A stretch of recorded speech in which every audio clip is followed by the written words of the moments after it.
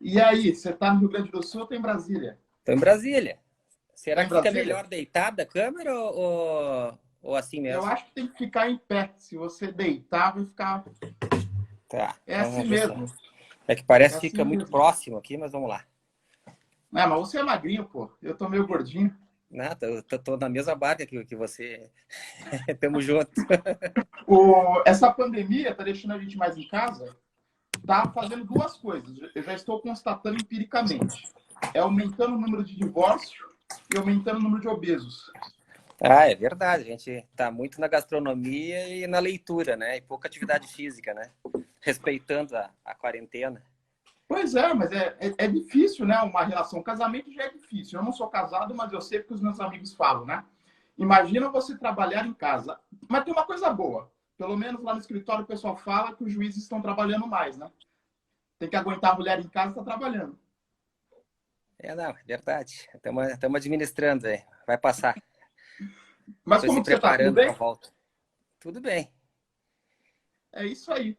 Deixa eu apresentar aqui para o pessoal já começou a entrar. Doutor Rafael Rafaeli, que é defensor público da Defensoria Pública do Rio Grande do Sul e é responsável pelo escritório de representação da Defensoria em Brasília, com atuação nos tribunais superiores. Meu querido amigo, professor, pós-graduado e graduado pela PUC, né, Rio Grande do Sul, e um Isso. excelente defensor que tem muitos a nos ensinar, muito a nos ensinar e muita história para contar também, né? Porque a defensoria também é um livro. É verdade. É um aprendizado diário e constante. Sabe, doutor Rafael, porque eu fiz questão, e já agradeço de antemão da sua participação aqui nas nossas lives jurídicas, primeiro por conta da nossa sanidade mental, para a gente falar um pouco de direito e ter algumas atividades boas, né? Porque a pandemia na internet não é só o coronavírus, é uma pandemia de besteiras também. Então é sempre bom, eu vejo vários professores fazendo lives e a gente vai aprendendo, vai conversando e vai tendo uma interatividade, né? Nesses tempos de menos contato pessoal.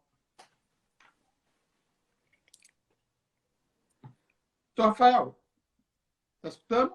Estou escutando bem aqui. Estamos preparando aqui para trocar essa Vamos ideia, esse lá. papo aí. Primeiro, a minha grande questão aqui com a Defensoria Pública, é claro que eu vou deixar para depois, primeiro o doutor vai falar bastante, mas eu acho que também é um mito que a grande população tem, né? Que é que o Supremo Tribunal Federal, os tribunais superiores, servem mais para beneficiar os ricos, né?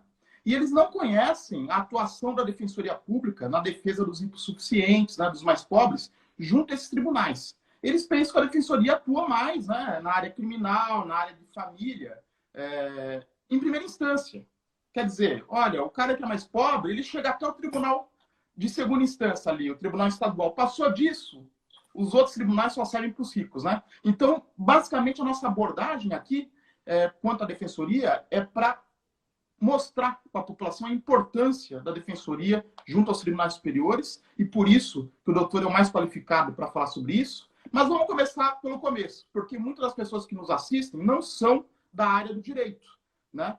O pessoal que me segue aí tem de tudo quanto é área, também tem alunos de direito, professores, mas vamos começar pelo começo, até pelos nossos alunos que nos seguem. Então, eu queria que o senhor explicasse o que é a Defensoria Pública, contasse um pouco da sua história, né, da questão da Constituição de 88, da Constituição Cidadã e da sua estrutura. Como que ela funciona?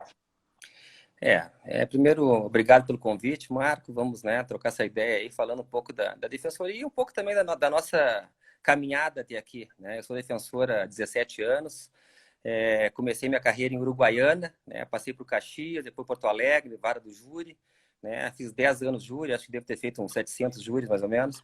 E em 2012 me convidaram para, junto com outra colega, abrir a representação aqui em Brasília, para acompanhar nossos processos, né? Já que a Defensoria Pública, segundo a Constituição Federal, é instituição permanente, essencial, função jurisdicional do Estado, que visa a defesa dos direitos humanos e a orientação jurídica, a defesa das pessoas em todos os graus de jurisdição.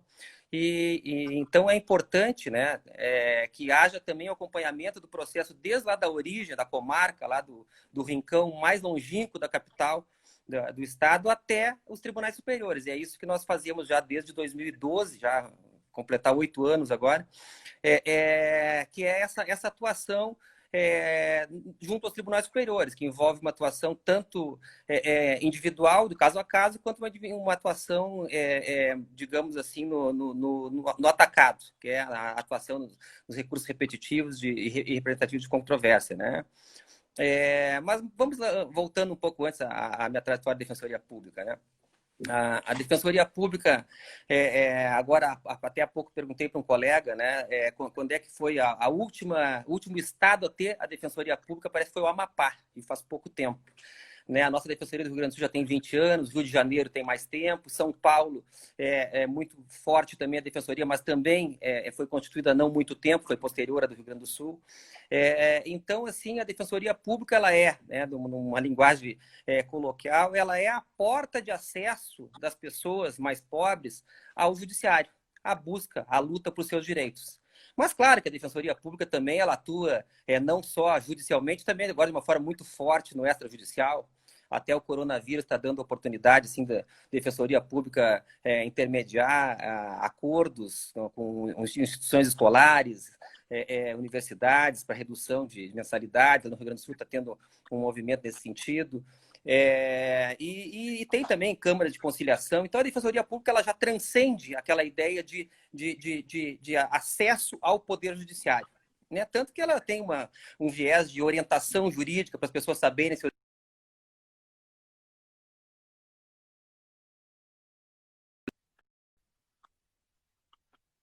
se área.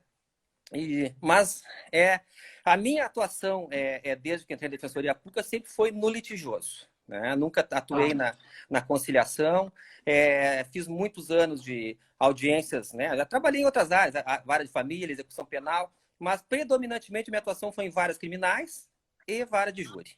Né? E, na verdade, eu acho que é a maior demanda da Defensoria, não? Aqui nos tribunais superiores é muita execução penal e muito penal, né? Já em outras áreas, medicamento, vem alguma coisa também, mas é bem menor. Às vezes tem discussões de ação civis públicas também, que chegam aos tribunais superiores. A nossa legitimidade para tutela coletiva foi uma luta também, que a gente, particularmente a Defensoria Pública do Rio Grande do Sul, ela travou no STJ, antes do STF definir a nossa legitimidade para tutela de direitos coletivos, com aquela ideia... Né? Com aquela ideia de vulnerabilidade não apenas econômica, mas também organizacional, também do idoso, né? Até o caso que atuamos aqui em Brasília, superficialmente, assim, não vamos esgotar aqui o assunto, foi até como é que é a atuação estratégica, né? Aí a gente examina o processo 1 a 1 e passa na minha mão lá uma intimação numa sessão de julgamento de uma ação civil pública contra um plano de saúde pelo aumento abusivo de mensalidades, enfim, quando a pessoa fazia 60 anos. Aí chegam no STJ, eu vi uma demanda importante, demanda coletiva, e se discutia a nossa legitimidade à época. E aí eu vou ocupar a tribuna. A gente não vai na tribuna em todos os casos, a gente tem que ir nos casos que tem alguma repercussão e, às vezes, né, para formar a jurisprudência, um caso concreto bom.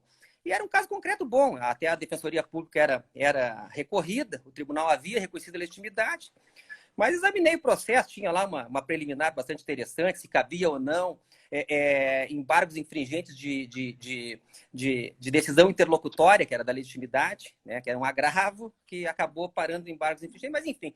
Aí preparei, fui sustentar a minha surpresa lá na sustentação, se tem precedentes, o relator, o ministro Salomão, acompanhou os precedentes para afastar a questão da preliminar, de não cabimento de embargos infringentes e agravo, que foi aonde a Defensoria Pública conseguiu reverter a ilegitimidade da monocrática e depois da do colegiado no tribunal de origem.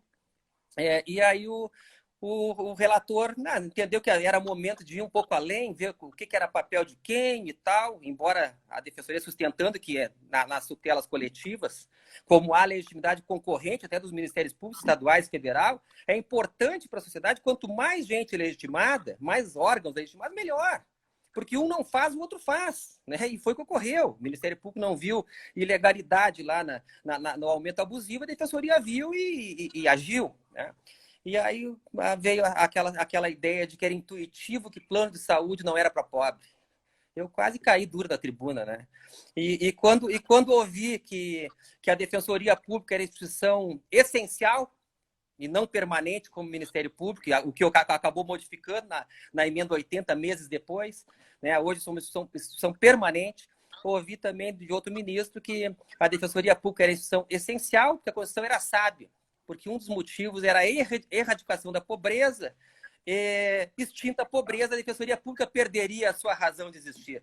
Aí a gente Pobre no Brasil só vai acabar se a gente matar eles, né? Estão querendo agora, né? E aí a gente tem que fazer aquela cara de perplexo, mas sem grandes reações e seguir o barco lá, né?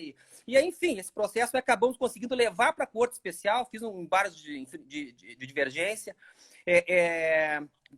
de um presidente da primeira turma, do ministro Herman, de outra turma, de outra sessão, né? E aí acabou indo para a Corte Especial, indefinida liminarmente, despachei com a ministra Laurita e conseguimos levar para a Corte Especial. E quando do julgamento do mérito, aí sim, aqui tem esses problemas, né? Online em casa. E quando do julgamento do mérito, o Supremo já havia decidido naquele processo de relatoria da ministra Carmen Lúcia quanto à nossa legitimidade. Mas todas as nossas lutas, elas são, digamos assim, difíceis. Elas são lutas que a gente tem que ter não só a questão dessa preocupação da Defensoria Pública não se tornar um Ministério Público que há de parte de ministros, de parte de políticos, de parte, às vezes, até do Ministério Público. Então, a gente tem que ter essa luta constante, tem que ter um cuidado para desempenhar muito bem esse papel de tutela coletiva, ou seja, atuar pontualmente, com moderação e sem exageros, né? Para não ter aquele problema que nem o ministro Barroso até pontuou naquele julgamento do Supremo, lá do plenário, que não pode querer defender o cliente do Itaú Personalité, né? E nem o abuso na parcela da dólar lá do carro importado. Mas, enfim, isso aí envolve um pouco a atuação estratégica que a gente tem que ter o cuidado nos tribunais superiores. Isso aí na minha ótica, né? Claro, eu vou falar uma coisa para o doutor acerca disso, né? Eu sou super favorável à questão da atuação coletiva da Defensoria, até para que o Ministério Público não fique de forma isolada. Não haja monopólio. O promotor ele vira dono, né? E aí, para que é judiciário se o único ou um dos poucos legitimados também não atua? Eu acho importante isso. Até porque o advogado particular não pode fazer nada melhor que uma instituição como a Defensoria fazendo. Até porque eu conheço muitos casos que o idoso, a aposentadoria dele inteira vai para o plano de saúde, por exemplo. Não é porque ele tem plano de saúde que ele tem uma situação financeira boa. Aliás, é o mais essencial para o idoso é o plano de saúde, né? Então, às vezes falta um pouco de noção da realidade para alguns magistrados, né? E aí, então, assim, eu entrei na Defensoria Pública, depois de contar esse caso, posso fazer vamos fazer um bate-bola, vai e volta, assim, sem uma cronologia exata de tempo, mas tentando falar do nosso sentimento também. Acho que o falar sem sentimento acaba sendo um falar automático. E quando a gente fala com sentimento, a gente consegue resgatar memórias e lutas que travamos já há algum tempo. Eu entrei na Defensoria Pública do Rio Grande do Sul em 2003.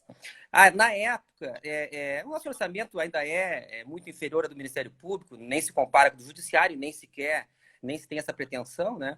Mas na época a gente tinha que ir para o interior levando o seu próprio computador, pagando pelo cartucho da impressora. Eu me lembro que eu levei na época aquele jurissíntese, a pesquisa na época era muito mais difícil. Hoje eu sou do tempo que pesquisava nas bibliotecas na revista Verdinha, aquela da RSTJ, né? Sim. E hoje em dia eu brinco com os nossos estagiários, eu brinco com as pessoas com quem a gente convive, que está muito mais fácil aprender. E a Defensoria Pública, eu digo isso aí para os estudantes, é um local, é importante, é um local que oportuniza todos os dias muita matéria-prima. Claro que por trás dos processos tem pessoas, mas a diversidade de situações, de casos que chegam ao nosso conhecimento, e nós temos que ter um olhar para colaborar com o bom encaminhamento de cada caso, civil, criminal, de família, direito coletivo. É uma diversidade que a pessoa, querendo, a pessoa aprende e tem uma experiência de vida que facilita, faculta a pessoa se tornar um pouco melhor. E melhor, eu digo, no sentido mais humana, com mais empatia, de olhar o problema das pessoas. Né? E aí e a Defensoria tem uma vantagem que a gente costuma dizer, que a gente não ganha mais nem menos pelo trabalho que a gente faz, a gente vai ganhar a mesma coisa. E às vezes os juízes, os embargadores, ministros têm aquele pé atrás dos advogados que estão recebendo para defender criminosos, quando é na área criminal, a Defensoria Pública não tem isso. Né? E na vara do júri eu costumava dizer no plenário, que era colega do juiz do promotor, não ganho mais nem menos, o meu trabalho eu vou fazer. E o que é o trabalho do defensor na área criminal? É buscar o devido processo legal, né, com todas as garantias que lhes são inerentes, para todos, independente de raça, do tipo de delito, de gênero, independente de qualquer variável, o processo tem que ter a sua regularidade. E mais do que isso, tem que se buscar, né, quando há aquela dúvida razoável, buscar absolvição, e nem sempre há isso. E quando não há, se busca o quê? A pena justa. A maioria dos processos que chegam às cortes superiores, e inclusive a pesquisa nesse sentido, são de dosimetria. São de ajuste de pena, de regime, Então, eu sou do tempo da Defensoria Pública, eu usava jurissíntese, pagava meu cartão, nós crescemos bastante. Né? E nós tivemos já, e estamos tendo, ano a ano, reconhecimento da sociedade. Né? Quando eu comecei, me perguntavam, e aí o promotor, o procurador, o advogado, qualquer coisa.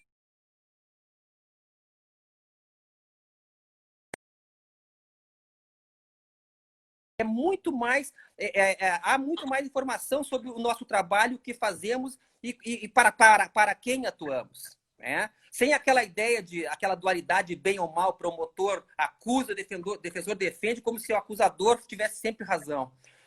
Então, tanto é isso que... Não sei se isso é tão importante, mas isso nos motiva, né? Que nas pesquisas feitas lá no Rio Grande do Sul, e até uma última do Conselho Nacional do Ministério Público, a Defensoria Pública ela teve uma avaliação à frente do próprio Poder Judiciário e do Ministério Público, como de importância e de confiança da população. E por que isso? Porque a gente, né? Aí, claro que o concurso público traz um pé de igualdade para que as pessoas mais aptas passem, mas nem todos têm vocação.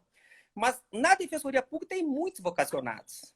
E quando há vocação, a gente veste uma camiseta e luta por uma bandeira. Até é importante aqui contar um caso que tive eu e a minha colega, a doutora Bárbara, numa audiência com o ministro no STJ, e lá pelas tantas, era uma questão sobre, olha, veja bem, a gente atua aqui em todas as áreas, aqui em Brasília, né?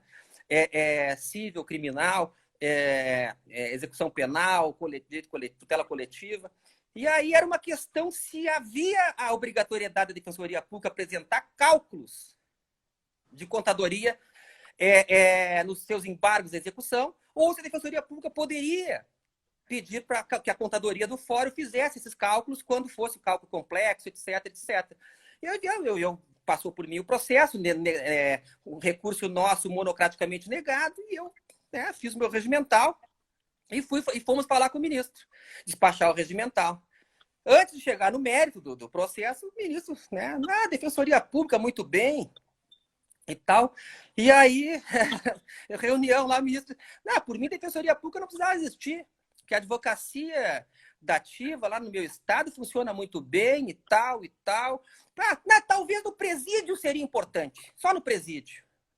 E aí eu caí para trás, assim, já com alguns anos de Brasília, com alguma credibilidade conquistada junto com os outros defensores que atuam aqui, queridos colegas nossos, que dia a dia gastam sapato nos saguões dos tribunais, de gabinete em gabinete, tribuna em tribuna. Então, nosso trabalho vem sendo construído gradualmente e de forma, perfeitamente técnica e razoável, sempre assim, qual é o melhor argumento, que eu sempre digo? O melhor argumento é o argumento que é o argumento fácil, direto. Porque o argumento muito complexo, às vezes a pessoa nem entende.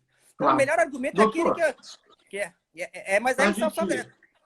Claro, para a gente avançar aqui, porque a live tem um tempo máximo de 1 hora, senão ela cai. Tá, mas só terminar essa aí no explicando Instagram. o início do nosso trabalho e tal, e aí chegamos no final do BR. Mas o que envolve a atuação? E às vezes, muitas vezes, a gente pegar e ouvir determinadas coisas, respirar fundo, contar até 5 e seguir, Sim. né? Então, muito bem, ministro, nosso trabalho está aqui, na turma de direito criminal, a gente tem mais atuação, direito civil muito menos, mas a questão aqui é importante, aí a gente fala da falta de estrutura da defensoria pública e da importância de ter, às vezes, alguma distinção, né, em relação à regra geral. Por quê? Porque nós não temos realmente a estrutura. Tem estados que não têm a estrutura que o Rio Grande do Sul tem, que o Rio de Janeiro tem, que São Paulo tem. Então, assim, nos tribunais superiores, nós temos sempre olhar o todo, não só a nossa própria realidade. E daí, claro, eu vou até te perguntar também, né, sobre a questão da segunda instância. E aí eu vou falar sobre a questão da Defensoria de São Paulo e Rio de Janeiro, que tiver nessa atuação. Mas eu só vou pedir para o doutor resumir um pouco mais a resposta, porque como a live acaba em 1 hora, ela cai necessariamente por conta do Instagram, senão a gente não consegue avançar aqui na pauta. Claro. Deixa eu mandar um abraço aqui para o Valdir, para o Fábio, para o pessoal todo aí que está nos acompanhando, para o nosso amigo Paulo Hamilton. Paulo Hamilton foi juiz do Tribunal Regional Eleitoral aqui de São Paulo, é professor do mestrado da Escola Paulista de Direito, também está nos acompanhando aí. Forte abraço, Paulo. E aí, dentro do que você disse, Rafael, interessante. Quando você fala assim, o ministro tem um determinado preconceito, né? A defensoria não precisa existir, o advogado, se é particular, é porque o réu tem dinheiro.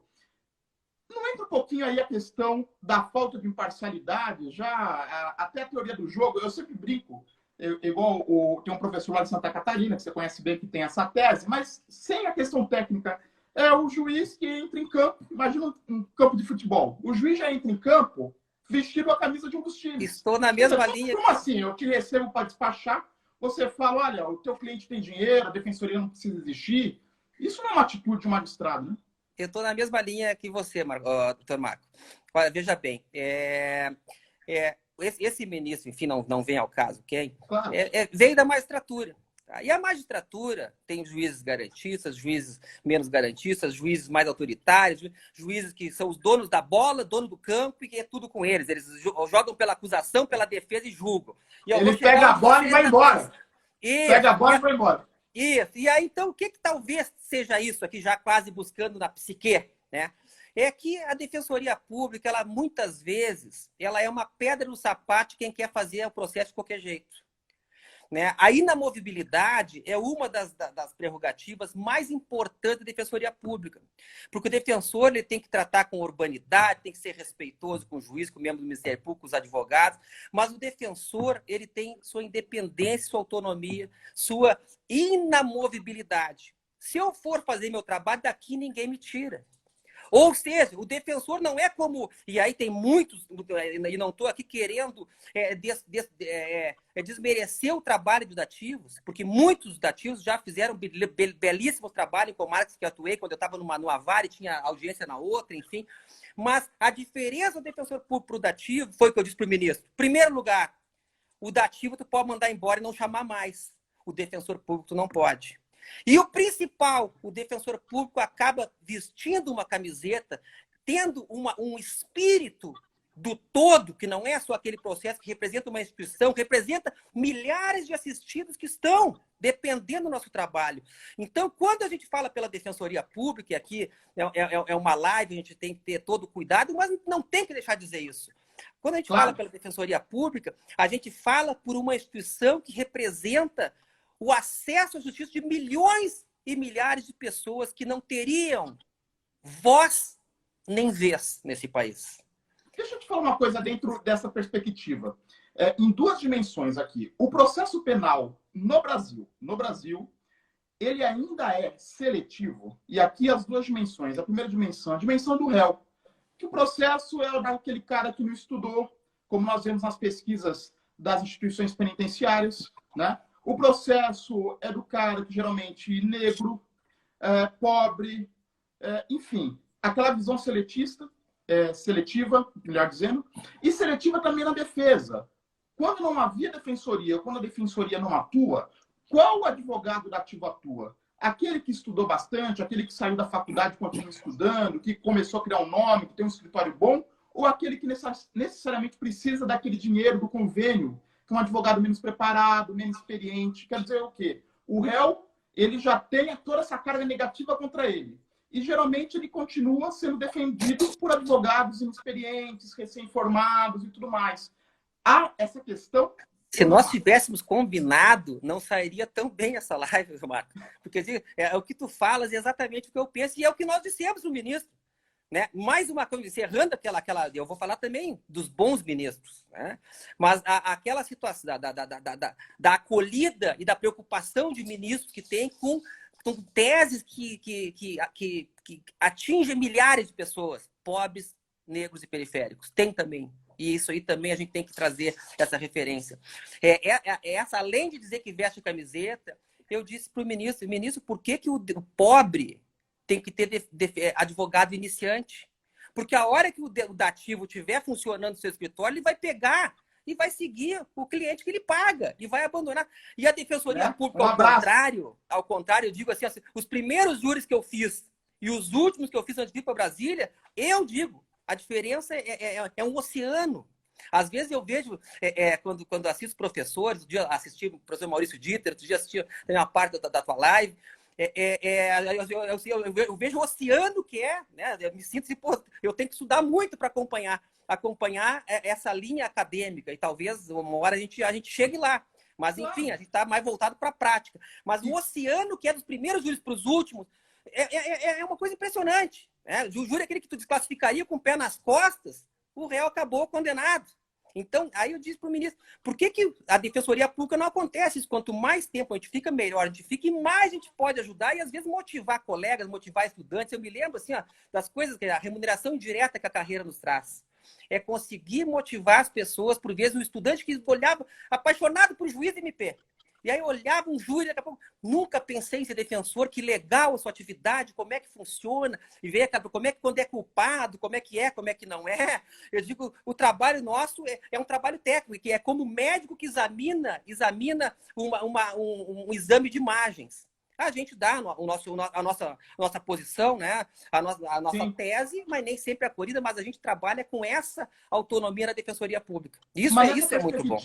Nessa perspectiva que você está dizendo, da questão da experiência, que experiência também é hermenêutica, né? Vamos dizer assim, a idade vai ajudando para algumas coisas também. Pode ser bom e ruim, né? Me lembrei do cachimbo na boca, né? Pode ser ruim também. Verdade. Né?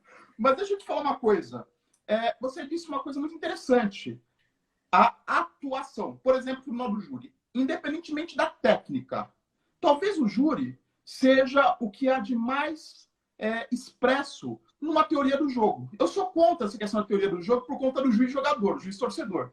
Mas as partes, elas têm um agir estratégico. Até você já disse isso. E o agir estratégico depende não só de conhecer direito. Não é verdade? Depende de toda uma questão de conhecimento prático, de conhecimento da vida, de outras ciências, de experiências em casos semelhantes. Então, eu quero te falar uma coisa. Aqui em São Paulo, uma cidade do interior, uma moça chamada Irene, né? Irene. Mas é verdade, ela se chama Irene.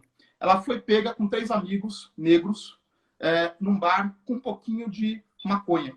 E ela foi presa e foi condenada a 9 anos por tráfico. A pergunta é o seguinte: se essa Irene tivesse num bairro bom da capital e não no interior, onde a mentalidade já é outra, até da PM, se ela fosse pega com a mesma quantidade, com 3 amigos branquinhos e loiros, na frente de uma universidade cara, num bar, a PM iria abordar? Mas aí... Recentemente, tivemos aqui um coronel da Rota que disse... Orientou diferente abordagem no Morumbi e na... Não, isso aí não há dúvida. Exatamente. Né? Então, assim, essa clarividência que a PM já está demonstrando, que trata diferentemente as pessoas aparentemente mais pobres das pessoas aparentemente mais ricas, acontece também no judiciário. Só que ali o juiz, por ser mais discreto, talvez ele não reverbere, ele não fala. Mas a pessoa já entra condenada. E aí é que eu brinco, o defensor público, o advogado particular, entra num jogo, voltando de novo à questão do jogo, com um placar de 1-0 já para o promotor. Comenta um pouco sobre isso. Não, isso aí é uma luta constante, né? Que até posso dizer que aquelas presunções homine, né? Tem presunções jurídicas e presunções óbvias, que é da experiência, né? E aí, como a seletividade, ela sem dúvida alguma, ela é diferente quando o policial vai abordar, né, alguém de terno e gravata e vai abordar alguém, né, mal vestido, sem banho na rua, a abordagem é diferente, né? E então a seletividade, ela vem na criação da norma, ela vem pelos aplicadores da norma também, desde do policial até a prioridade que a polícia investigativa dá em alguns crimes e não em relação a outros, embora ultimamente a gente tenha visto já aquela ideia, não, o colarinho branco também tem chegado, né, a algum resultado, a que custo, com violação de que garantias, né, que é outro custo-benefício, que daqui a pouco, já que não se respeita o devido processo legal para pobre, não vamos respeitar para rico também. Isso aí não leva a lugar nenhum, isso. Eu acho que é pior, porque no Estado Democrático de Direito é muito rabiscado isso. O direito é do pobre e do rico. Mas, doutor, ó, só fazendo um rápido parênteses aqui. Eu estou tentando chegar lá onde você queria, mas vamos lá. Não vamos contar. Tamo junto. Vamos só para fazer um parênteses aqui, ao contrário. Veja só. Enquanto o direito penal é seletivo para a questão do mais pobre, outras áreas do direito, e aí também entra a questão da defensoria, é seletiva para a pessoa da classe média. Eu moro numa cidade praiana. Eu não resido na capital de São Paulo, resido numa cidade praiana. E é interessante observar os prefeitos, né, dessa região metropolitana, que é o seguinte, tem que usar máscara. Ele quer obrigar o cara que está numa avenida principal, que está na orla da praia, usar máscara. Ele quer ver se a padaria, que está na orla da praia, nas avenidas principais, usando máscara, os funcionários, para entrar na padaria. Às vezes até para entrar na farmácia tem que usar máscara. Mas para eu comprar máscara, eu preciso entrar na farmácia. Olha só que besteira. Mas você não vê esses prefeitos, por exemplo, dando orientação para as guardas municipais, para os agentes de saúde, nas periferias, fazer a turma usar máscara. Eu acho que aí essa questão do corona é um ponto fora da curva, né? Não, sem entrar em viés político, né? Na Se a hora favor do isolamento vertical, horizontal, ou da medida mais drástica ou menos para obrigar as pessoas a terem essa cautela. Então, eu acho que aí é uma questão excepcional, né? Não. Mas eu acho eu não estou aqui defendendo abordagens ou truculência de usar ou não usar máscara. Eu estou falando do tipo de atitude que a administração toma para a pessoa de um bairro rico e para a pessoa de um bairro pobre. No bairro pobre, ninguém está fiscalizando se a pessoa está usando máscara, não está usando máscara, se a farmácia está deixando a pessoa entrar, se a padaria, os funcionários estão usando ou não estão usando. Como se uma pessoa pobre não pegasse um ônibus e trabalhasse na casa de uma pessoa rica como empregada doméstica, como diarista, e não transmitisse o vírus. É isso que eu estou querendo dizer. Eu sempre brinco o seguinte, aqui na minha cidade o prefeito decretou várias medidas, fechou o comércio, disse inclusive que iria multar quem saísse na rua sem máscara, mas ele não comprou máscara para o pessoal da UBS, que é funcionário dele. Aí o Ministério Público teve que intervir. Eu estou dizendo assim, a seletividade da atitude administrativa da administração pública, assim como a justiça criminal tem a seletividade, muitas vezes para prejudicar o mais pobre, e isso é uma questão histórica já, não é o juiz de hoje, né? É uma questão já que está, talvez, no sistema, entranhado no sistema, é uma questão cultural que a gente precisa modificar e tudo mais. Da mesma forma, a gente vê a administração pública na questão sanitária tendo muito mais cuidado nos bairros ricos, ou mesmo a polícia. O senhor já viu blitz nos Jardins, em São Paulo? Não tem blitz nos Jardins. Sim, mas aí, então, trazendo para o lado da Defensoria Pública e fugindo um pouco dos vieses políticos e das realidades locais, né, de cada estado e cada cidade, que eu acho que a primeira preocupação com a saúde, ela eu tenho visto, né, pelo menos nas lives, aí as pessoas intelectuais, todos se cuidando, jovens, idosos, enfim, de toda a se cuidar o máximo que pode, né? Se a pessoa não tem acesso a uma máscara... Mas a saúde só do rico? Mas aí, voltando, trazendo para a Defensoria Pública, ela é também expressão e instrumento do regime democrático. E aí vem aquela discussão da sua legitimidade ou não para fiscalizar políticas públicas. Porque uma coisa muito clara que eu vejo aí nos jornais, por exemplo, pessoal mais intelectual, mais rico, classe média, dizendo assim, fique em casa, é um absurdo quem vai para a rua. Mas o senhor já viu alguém dispensar o próprio porteiro do prédio, o faxineiro? Eu não Ele moro não em vai lá e prédio, fala né? que o porteiro dele é Eu, no meu caso, eu dispensei todo mundo que me auxiliava aqui. Estamos, né, reaprendendo a conviver em família, cada um fazendo um pouco. Talvez seja um grande aprendizado isso também. Mas, enfim, a gente procura sempre passar para os outros um princípio, uma ideia, né? E não pensando só na gente. Né? Porque pensar só claro. na gente é muito fácil, né? Mas a ideia de defensoria pública, que leva a ideia do coletivo, que leva a ideia de fiscalizar políticas públicas, ela tem relação também com ações civis públicas, que né, a gente conseguiu sedimentar a questão da legitimidade para tutelas coletivas, mas ainda tem algumas lutas em relação à ação civil pública, em relação a atos de improbidade.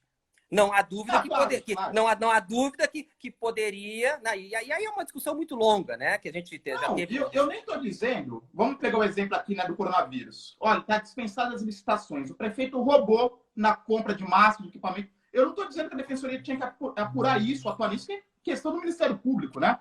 Mas imaginemos Aí talvez não. Aí talvez não. então, E aí eu tenho um bom argumento, que é do meu colega do Sul, lá, Felipe Kirchner, a Patrícia Kettner, mesmo presidente da ANADEP, também fez um artigo belíssimo sobre isso. Eu trabalhei num processo outro dia sobre isso aqui no STJ, acabou havendo perdas de objeto, enfim. A ideia de que a improbidade teria relação com punitivismo, ela não é de todo verdadeira. Até porque a legitimidade, a lei de 94, lá não abarcava ainda a ideia de defensoria pública como expressão e instrumento do regime democrático. E o que é a expressão e instrumento do regime democrático? O potencial de fiscalizar também políticas públicas. Fiscalizar no sentido de... por que fiscalizar? Porque o destinatário do serviço público, de um desvio de verba, é o pobre. É o nosso assistido. Mas se é uma questão que, enfim, a gente teria que ter uma live específica sobre isso, né? Mas eu digo aliás, assim, em até hoje, relação a a essa... doutrina administrativista ela fica discutindo se é improbidade se discute em ação civil pública ou se é ação de improbidade. Isso, que pacificou que era de ação civil pública. E como nós temos legislação para ação civil pública, por que restringir? Mas aí é uma questão que envolve questão de política de poder. Querem dar à Defensoria Pública o poder de mais um para contestar e para, entre aspas, incomodar o poder dominante. Mas aí, enfim, aí volta aquela ideia de temos resistência, mas estamos indo.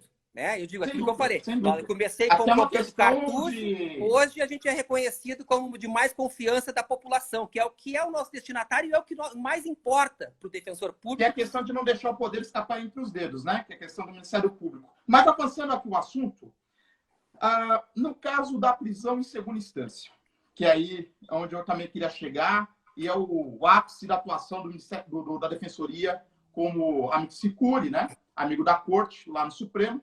E houve atuação da Defensoria de São Paulo, da Defensoria do Rio de Janeiro, e justamente no argumento do seguinte, olha, nós não temos nenhum cliente, né? Ninguém assistido aqui pela Defensoria nesses casos, da Lava Jato. Sim. Mas o que se decidir aqui, quanto à questão do trânsito em julgado, quanto à questão da prisão em segunda instância, quanto à questão da ressignificação, porque é muito claro, tanto historicamente no direito, quanto nas teorias de interpretação hermenêutica, o que é trânsito em julgado. Isso é muito claro. As pessoas queriam ali reescrever algo que nunca houve dúvida do que... É um malabarismo hermenêutico que tentam fazer para justificar. Vamos falar do decisionismo lá. É a pessoa querendo fundamentar o que já decidiu. Né? Que eles querem isso. E mais que querer fundamentar o que já decidiu, né? Na verdade, ele nem decidiu, ele está escolhendo, porque a decisão tem parâmetros. Aquilo é o seguinte, eu não concordo ideologicamente com isso, e como eu sou ministro do Supremo, eu vou reescrever a Constituição. Eu vou dizer o seguinte, o conteúdo do trânsito em julgado é outro. Então, continua escrito trânsito em julgado, mas eu estou ressignificando, né? Eu estou enchendo de carga semântica do que aquilo de fato quer dizer. Mas a minha pergunta é o seguinte, os defensores públicos de São Paulo e Rio de Janeiro foram à tribuna com amigos da corte dizendo o seguinte, em que pese não tenha ninguém assistido por nós, o que se decide quanto a trânsito em julgado e prisão em segunda instância reflete na grande maioria dos clientes da Justiça Penal, que são os mais pobres. Eu queria que o doutor rapidamente pudesse fazer uma contextualização e a importância da Defensoria Pública também como amigo da Corte. Eu posso contar, assim, da entrada das defensorias do Rio e de São Paulo como amigo da Corte, e qual foi a nossa participação também, lateral, mas também participamos, né, dessa luta aí, enfim, né, cada um com a sua colaboração. Eu me lembro que logo que começou essa discussão, até não era ainda o tempo do Pedro Carriello, querido amigo, defensor aqui, brilhante, né? E o Munerati também tá conosco na live aqui, Rafael Munerati, grande, né? Talentosíssimo defensor de São Paulo, né? Tem que render minhas homenagens aqui, não poderia deixar de fazê-lo. Nós fizemos a ideia de ver os efeitos colaterais dessa decisão. E como é que partiu essa ideia com o Munerati, com a Thaís Lima, que na época era defensora do Rio, e também nós fizemos também nosso levantamento do Rio Grande do Sul, acabamos não ingressando como amigo da Corte, a atuação estratégica, o GAEX ainda não estava estruturado, né? O grupo de atuação estratégica de defensorias do Tribunal Superior, hoje nós temos... Explica um pouquinho isso também, explica um pouquinho. Isso, eu vou aproveitar a tentar contar a história e aproveitar e botar o GAEX também nessa discussão, né? A grupo de atuação estratégica ele surgiu quando? Quando pautaram aquela ação da audiência de custódia. E aí, como pautado, tem que se habilitar logo, senão, já uma vez liberado para pauta, não tem mais como se habilitar, fica a critério do relator admitir ou não a habilitação. E aí, na época, a gente já vinha tendo reuniões informais das defensorias que aqui atuam para saber quais são as causas semelhantes, o que nós poderíamos trabalhar em conjunto. Às vezes a causa era do Rio Grande do Sul ou do Rio de Janeiro, ia mais de um defensor na mesma audiência com o ministro, tentar explicar ali os problemas e as consequências de tal decisão. Né? A gente começou a ter um trabalho informal. E quando foi para essa habilitação, tivemos que pedir a assinatura dos defensores gerais para mandar para 10 defensores gerais para assinar. Quando viu, pautaram e não pôde se habilitar. Aí, na época, a Thaís Lima e o Fábio, colegas do Rio, tiveram essa ideia de fazer um termo de cooperação. E aí acabou surgindo o primeiro termo de cooperação do Grupo de Atuação Estratégica, dos defensorias que atuam no Tribunal Superior, que são as defensorias públicas que têm representação em Brasília. Porque até então, as defensorias que não tinham defensoria, a representação em Brasília eram representadas pela Defensoria Pública da União. Hoje, com a intimação eletrônica, já podem atuar mesmo não estando aqui. Mas, enfim, a atuação ela, em Brasília, dos defensores estaduais, ela começou com base em entendimento do STJ, depois se sedimentou na Lei 80 de 94, com a alteração da 132 de 2009, tá? Que ali não tinha por que a Defensoria Pública da União abarcar tudo, tendo Defensoria do DF e tendo outras defensorias que atuam aqui, é natural. Se eu fiz um júri lá em Uruguaiana, é natural que um colega meu acompanhe no tribunal e outro acompanhe em Brasília aqui o desfecho do processo e não passe de uma instituição para outra para se perder até aquela comunicação mais eficiente. Fora a experiência. A defensoria não tem aquela ideia da unicidade, né? Como o Ministério Público também não tem mais. Não. Porque até isso aí poderíamos discutir, talvez a diferença é que nós não temos por opção legislativa. O veto explicou exatamente o que eu acabei de dizer. Não tem porquê. Mas não é mais gostoso não ter? Assim. Porque cada um pode cuidar do seu processo. Acompanhar. Sim, mas veja bem. Mas na questão da procuradoria, lá tem previsão justamente de unicidade e teve o veto ao contrário. Épocas diferentes. E aí, quando que começou a sedimentar a legitimidade do Ministério Público aqui, e eu posso falar isso, porque eu acompanhei, fiz contra-razões no recurso extraordinário, enfim, quando se negava a legitimidade para atuar nas turmas criminais, e aí até tem minha visão crítica quanto a isso, não só aquela discussão da capacidade investigatória, né, de investigar lá junto com a polícia, mas aqui vamos antes. Nós temos a previsão legal de que temos essa atuação, porque a nossa lei fala em todos os graus de jurisdição. O Ministério Público tem a ideia de unicidade. E aí quando foi que se abriu as portas para os Ministérios Públicos atuarem nos tribunais superiores? E aí tem a primeira confusão. Aqui não querendo comprar briga com ninguém, mas a primeira repetição é o defensor-geral, o procurador-geral de Justiça de Minas Gerais atuando no plenário do STF para discussão de prerrogativas, não em relação a um caso no qual fosse o titular da ação penal. Sim. não contra alguém, não ação penal. Prerrogativas. Ponto. No STJ, quando é que começaram essas portas a se abrir, porque era pacífico na quinta e sexta turma, na terceira sessão, que o Ministério Público, no tribunal STJ, era representado pelo Ministério Público Federal, como parecer, como parte e como custos legis. Né? E aí, veja bem, aí, numa ação civil pública, e onde há aquela previsão legal de litisconsórcio entre Ministério Público Federal e estadual, ou seja, um arcabouço normativo diverso, absolutamente diverso do processo penal, o ministro Mauro Campbell conseguiu, levou para a turma e acabou pacificando que o Ministério Público Estadual poderia atuar no STJ, numa ação civil pública. E aí, a partir dali, junto com aquela ideia do Supremo também havia permitido, se acabou revertendo aquela ideia do STJ. E o que nós temos hoje? Veja bem. Seletividade, se você falar em seletividade, também tem outros enfoques. Um crime de contrabando ou descaminho, o Ministério Público vai falar só uma vez, vai ter só um prazo recursal, vai ter só o Ministério Público Federal atuando. No crime de furto, roubo, estelionato, tráfico, vai ter o Ministério Público Federal atuando como custos legis e o Ministério Público Estadual atuando como parte. Eu assim, olha, eu até não me oponho aqui. Mas tem que eu sou o contrário. Eu, particularmente, então sou contrário a essa dupla atuação. Se você é parte, como que a mesma instituição é custos legis? O custo legis, para mim, teria que separar. Algo que na ação penal... A defensoria, vamos dizer assim, da procuradoria. Que aqui em São Paulo, pelo menos, a procuradoria fazia, às vezes, né? Parecerista no civil, no administrativo, ok. Mas na ação penal, parecerista é alguma coisa ultrapassada. Ainda mais nós caminhando para o processo não inquisitivo. Servia para assessor de luxo do juiz, né? Que ele copiava tudo que o promotor escrevia, né? O Ministério Público escrevia. Não, aliás, tem já também. Tem alguns, contra razões minhas, de alguns recursos que a gente conseguiu anular o acórdão, a transcrição literal do parecer do Ministério Público, a fundamentação per relatione. Aí, claro, a discussão... Então essa proximidade do Ministério Público com o magistrado, com o julgador, é algo que um dia vai ter que ser revisitado. Né? Até eu posso ler... Eu, particularmente, assim, claro que tem brigas de egos, dizem que tem promotores de juízes que se odeiam, né? Até por trabalhar todo dia junto. Ok, mas assim, senta do lado, trabalha no mesmo prédio, quanto mais afastar, melhor, porque é assim em qualquer lugar. Eles não são parte do Poder Judiciário. Não, e veja bem, né?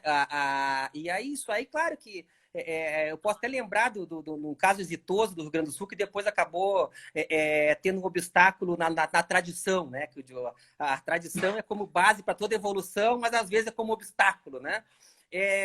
No júri, né? Com aquele simbolismo gigantesco, né? Tá o promotor do lado do juiz e o defensor falando. Eu na minha época, eu fazia o quê? Eu levantava e ficava de costas pro promotor se ficasse de conversinha.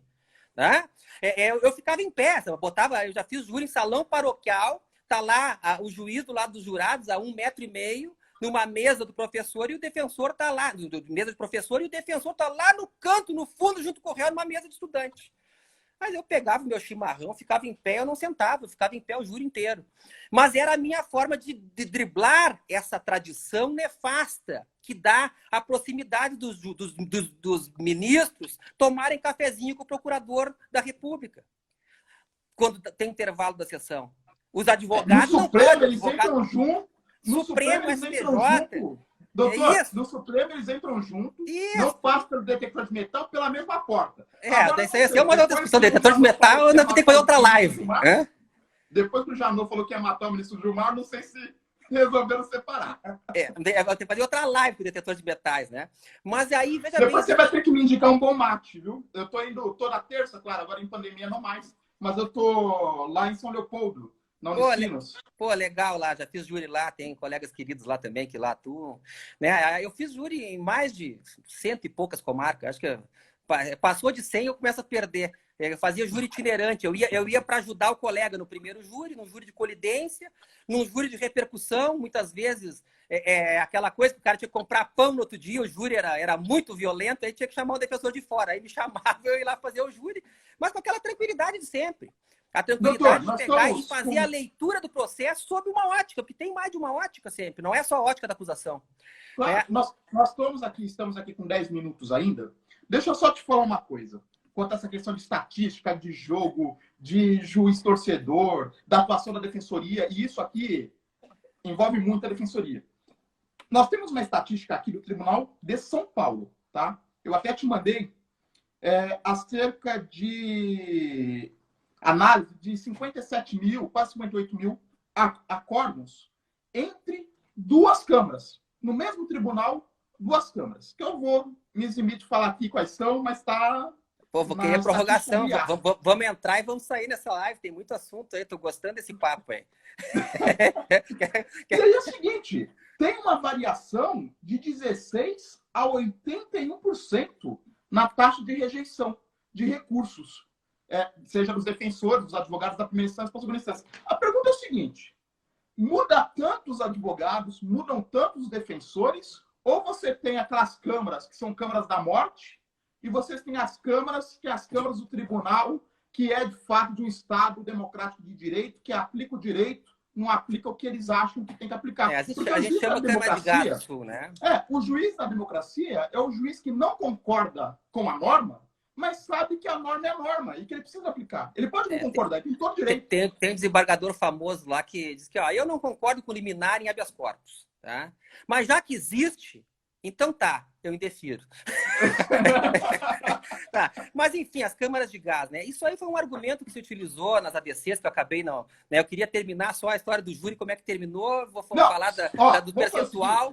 Se você tiver com tempo, a live cai em 8 minutos. A gente reconecta. Tô curtindo o bate-papo aí, vamos embora. Bom, então a gente reconecta. Então fica à vontade. Então vamos lá. Né? Aí a história do júri, depois a gente fala do percentual e fala desse argumento, que foi o argumento, justamente o índice de êxito nos tribunais, foi o argumento para dizer por que precipitar um cumprimento de pena sem ser caso de prisão preventiva, quando tem índices significativos, tanto em números percentuais quanto em números absolutos, principalmente em diminuição de pena, modificação de regime, substituição de pena privativa de liberdade por restritiva de direito. É aquele cara que não precisa ir para o presídio central e vai prestar um serviço comunitário. Vai atender uma instituição de caridade, um asilo, enfim, não vai botar numa creche o cara, por exemplo, que é potencial estuprador. Que nem júri, né, doutor? O cara condenado por estupro não vai atender a creche, né? Nós temos júris que demoram 15 anos para serem concluídos, 20 anos para serem concluídos. Aí o cara que atropelou alguém bêbado porque saiu da balada, a gente não está falando do criminoso contumaz. É o cara que estava bêbado, saiu da balada, atropelou alguém e matou. Ele já está com família, com 3 filhos, já fez a faculdade, já arrumou um emprego. Aí você vai pegar esse cara depois de 20 anos, que já está socialmente normal, né? Um pai de família, e vai pôr na prisão. Não, mas o problema é esse, aí eu aproveito esses dois assuntos. Depois eu conto a história do júri lá da formatação do plenário. Isso aí ficou para depois, né? A questão do prender logo após o plenário, a pessoa que chegou no plenário solta, vai ter o primeiro problema, vai começar a ter réu não aparecendo e o direito ao silêncio, o direito de ausência acaba sendo interpretado mesmo que a Constituição proíba, que a lei proíba, o Código de Processo Penal proíba ser usado contra o réu, né, o direito ao silêncio, vai acabar prejudicando. Vai ter mais gente condenada pelaquela ideia, não teve interesse, não veio para o seu processo.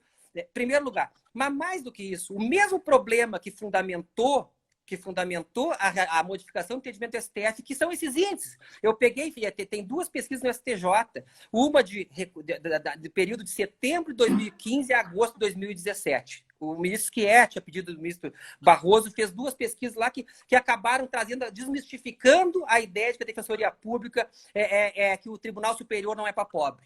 Veio a resposta das pesquisas foi absolutamente ao contrário. Os índices da Defensoria Pública foram superiores aos dos advogados, em percentuais. Não só em número de processos. Não é porque a Defensoria Pública recorre mais. É porque percentualmente a Defensoria Pública recorre com mais qualidade. Jogando a linguagem jurídica, buscando que o precedente que serviu para João sirva para Pedro também. Por que se a pena de um processo... Isso aí até é o princípio da igualdade, qualquer criança entende. É uma questão de qualificação também, né? Que eu volto a falar. Nós temos mais de 1 milhão de advogados no Brasil.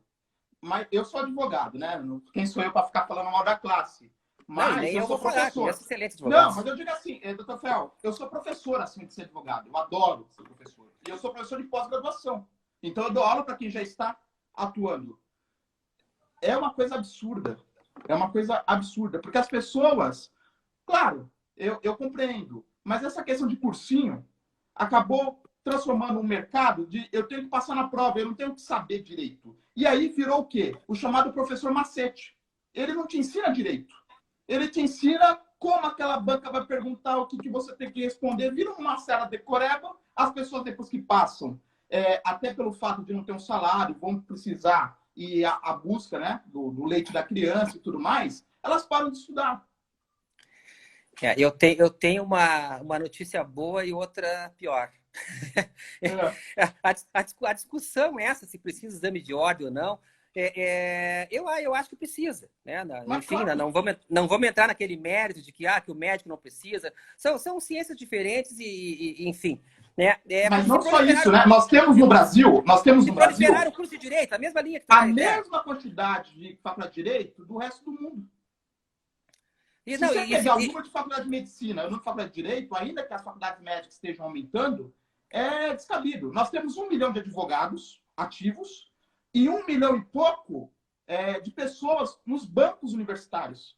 Dá para dizer que é uma uberização da profissão. Tá? E aí eu quero dizer que hoje em dia já temos a inteligência artificial no STJ, no STF, até aí tudo bem para dar uma uniformidade. O problema é que também com o volume que se tem, e às vezes, e aí não tem outra palavra, a preguiça de se examinar o precedente, se julga, muitas vezes, algo como se já fosse matéria pacificada com um precedente que não tem nada a ver com o assunto que se tratado daquele processo. Eles olham o dispositivo, não olham as razões de decidir. Não, e às vezes eu tenho um exemplo aqui que assim, chega a ser bizarro, né?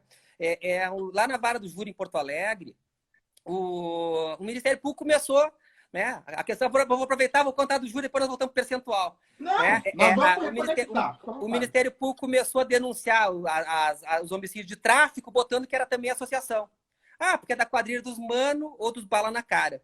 E aí vinha aquela denúncia falando de associação, mas não trazendo elementos fáticos para enquadramento no tipo penal nenhum.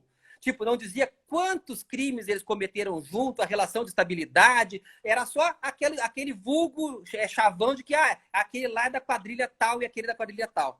Né? E aí o juiz começou a pronunciar e o tribunal manteve. E aí, aquela parte que eu adoro, que é a parte do varejo, né? O atacado e as repetitivas, repercussão geral. E aí nós temos o grupo de atuação estratégica que atua em conjunto, conversa, tem interlocução, várias defensorias de outros estados aqui. A gente, às vezes, faz habilitação e aí uma habilitação serve para os outros 10, para não ter que todo mundo tá em todas, porque daqui a pouco não está naquelas, o pessoal cobra. Pô, mas cadê a Defensoria do Rio Grande do Sul? Pô, cadê o Rafael? Cadê o Munerati? E a gente, então, tem um cuidado coletivo. Mas no varejo, aí a gente examina um por um os processos. Tem muita coisa que se faz aqui, corrigir. Afasta a insignificância que estabelece sentença. Mas aí tu vai ver, tinha outras teses, dosimetria, afastamento de multa, regime. Aí no regimental a gente corrige aquele erro no caso concreto. Tá? Aí eu tive um caso que era esse caso do tráfico. E aí chego aqui, eu vejo a monocrática, vou preservar aqui o ministro, mas vem a monocrática dizendo que provido o recurso MP para pronunciar. Aí eu vou lá, mas por quê? Aí vem a jurisprudência, né? Quem é da área penal vai ter facilidade de entender. Quem não é, a gente tenta explicar, né? Jurisprudência é aquele de consunção do porte de arma com homicídio. Que aquilo é concurso aparente de normas, que aquilo seria absolvição. E aí eu fiz o regimental, expliquei para o ministro, que o assessor talvez tenha se passado, e eu falei exatamente isso, né? Porque aquela jurisprudência não tinha relação alguma com aquele processo. O assessor que julga não se ateve. Por quê? Porque, na verdade, em pronúncia, é quando não tem elementos mínimos para a pronúncia e podem esses elementos surgirem futuramente e ter uma nova denúncia. Não se confunde com a absolvição, né? Que seria da consunção ali, né? Então, resumindo, aí foi pelo menos não precisou ir para a turma, teve reconsideração monocrática mesmo. Então, essa uberização do direito, que é para os advogados, que é usar modelinhos, esse colega, o colega quer modelo, eu não faço modelo. Eu leio o Teve uma colega que processo. falou aqui, usa modelo, usa modelo. Eu digo, como eu fiz muito júri, o júri, o que é o mais importante? É o fato. Porque o resto, aquela ideia de igualdade, se aplica para um, por que não se aplicar para esse? Que a gente explica para as crianças entendem bem quando tem 2 filhos, por que ela pode fazer e eu não posso? Né? O fato e os princípios são muito melhores do que modelos para trabalhar o direito e trabalhar a ideia de justiça. Tem que ser artesanal, né? E aí, então, eu não faço modelo. Eu pego, claro que eu uso uma peça que eu usei para um processo similar, eu uso. Voltamos? Pô, voltamos. Ó, isso aqui é o exemplo da diferença de regra e princípio. Regra é regra. 1 hora de live. Não importa quem está falando, o que está sendo falado. Cai. Tá, e o bom é que é ao vivo, a gente fala com o coração também. Às vezes eu fico pensando, pô, vou me meter numa live, tá? Mas aí nos conhecemos no Supremo Tribunal Federal, aguardando o julgamento, né? A gentileza gera gentileza, trocamos ideia, trocamos cartão. Abraço, e aí doutor Marcos. Me convidaste para essa live, eu digo, como é que eu vou dizer não, doutor Marco Antônio? Aí eu digo, vamos lá, né? E aí A última vez que nós nos vimos... trabalho é um prazer, né? Então, isso é o que me move muitas vezes. E geralmente, né? Tem dia que o cara não está muito motivado, mas a gente sempre busca motivação. Porque como eu digo, né? Atrás da gente tem outros colegas, tem os assistidos, tem estudantes de direito. Então, assim, a Defensoria Pública realmente, para mim, né, é uma surpresa que eu não sabia que eu ia ser defensor. Né? Quando eu em 2013, assumi a Defensoria Pública, eu fiz concurso em 99, me formei em 92. Eu trabalhava como procurador do município, advogado do DEMAI, na época, uma autarquia de água lá, né? Nem sabia se ia ser defensor. Ainda vou fazer uns concursos, vai dava na trave num, no outro, estudava mais ou menos, nunca parei muito. E aí, quando me chamaram, eu dizia, não sei se eu vou para o interior, será que eu vou? Não, podia advogar, eu podia advogar, né, desde que não fosse contra o município. E aí a grata surpresa foi que quando eu comecei a trabalhar na Defensoria Pública, eu me apaixonei. Então, uma das grandes paixões que eu tenho hoje, né, além da minha família, e nunca a passou Defensoria pela sua Pública. cabeça, né? Nunca passou pela sua cabeça. Você nem pensou ser defensor, mas não. Como defensor, quando no Supremo. Aliás, a última vez que nós nos vimos pessoalmente foi lá no Supremo, justamente no julgamento das ADCs, né? Que você estava falando e explicando sobre a questão da segunda instância.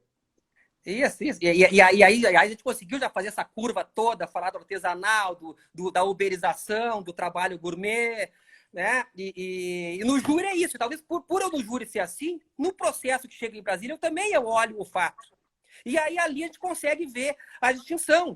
Eu tenho antes de chegar na estatística, eu me lembro que aquela do privilégio do tráfico, hoje que a gente consegue reverter muito, que tem a ver com a estatística, né? Muitos queriam presos no central, chega aqui o ministro reconhece o privilégio que foi negado no 2º grau, no tráfico, né?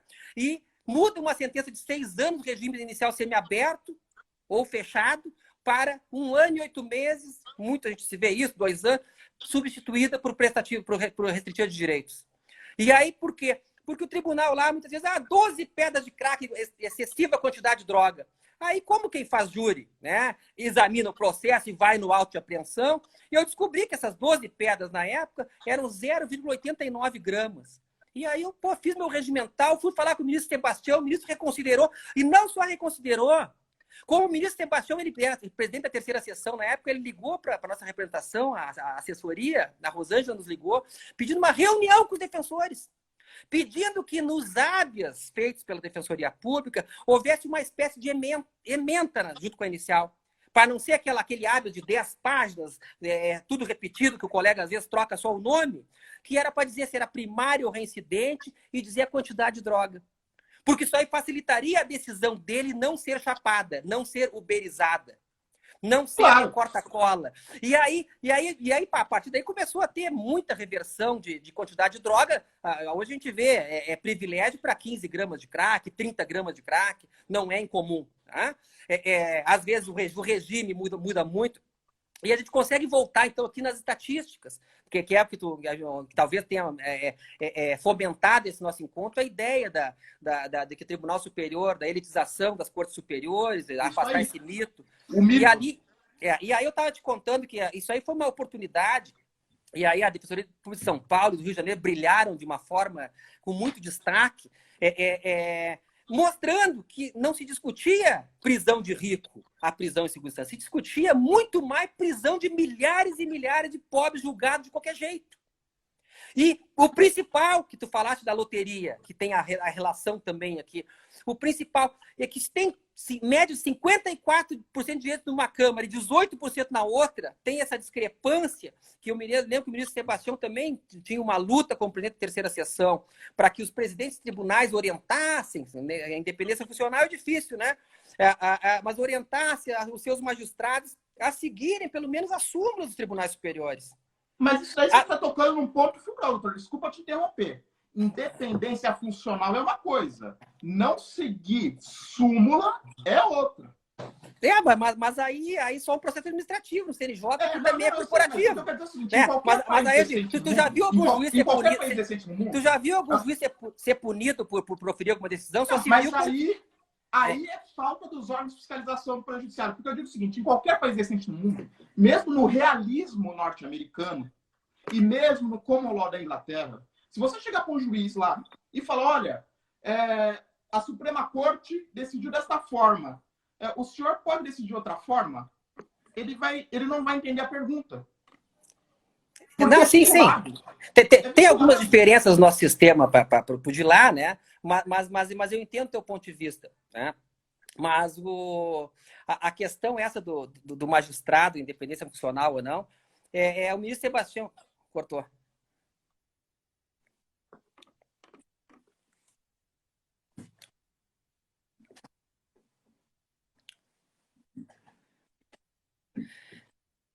Tá cortando para mim aqui.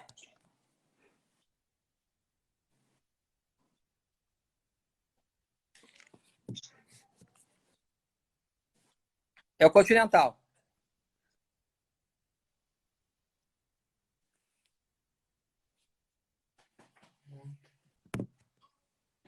Tá cortando o meu aqui, será?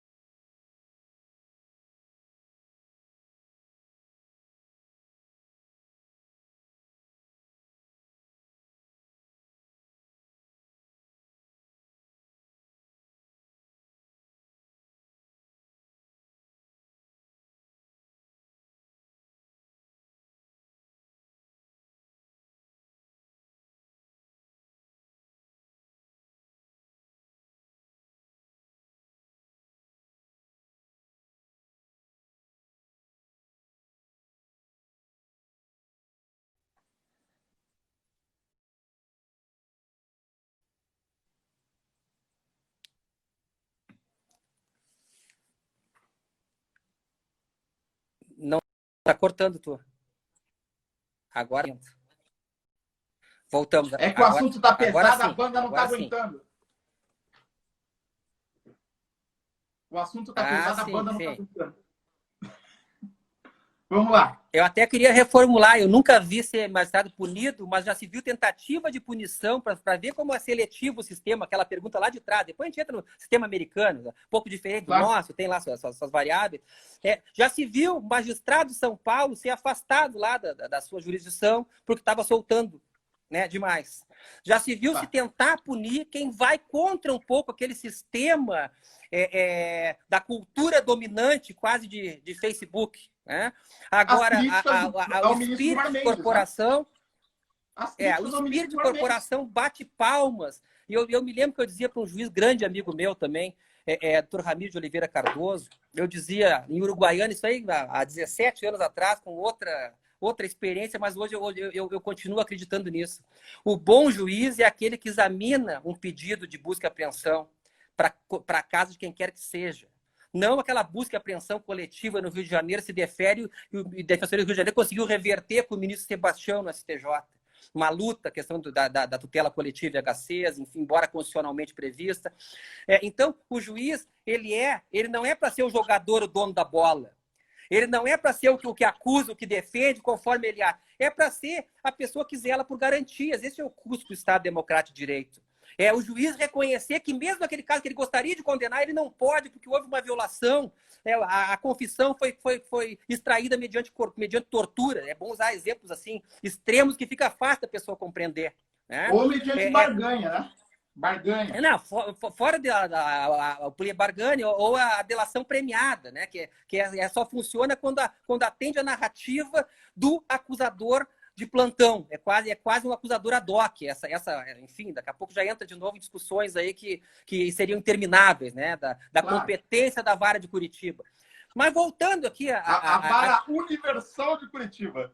Não, mas aí isso aí às vezes vai ter até defensor batendo palma, e aí a gente se desespera, né? Porque essa questão de vocação, de ser contra-majoritário, que o judiciário deveria ser, a Defensoria Pública tem a obrigação de ser a voz do vulnerável no processo. Vulnerável no processo penal é o acusado, né? Tem que ser quem diz a presunção de inocência, é quem tem que provar a acusação.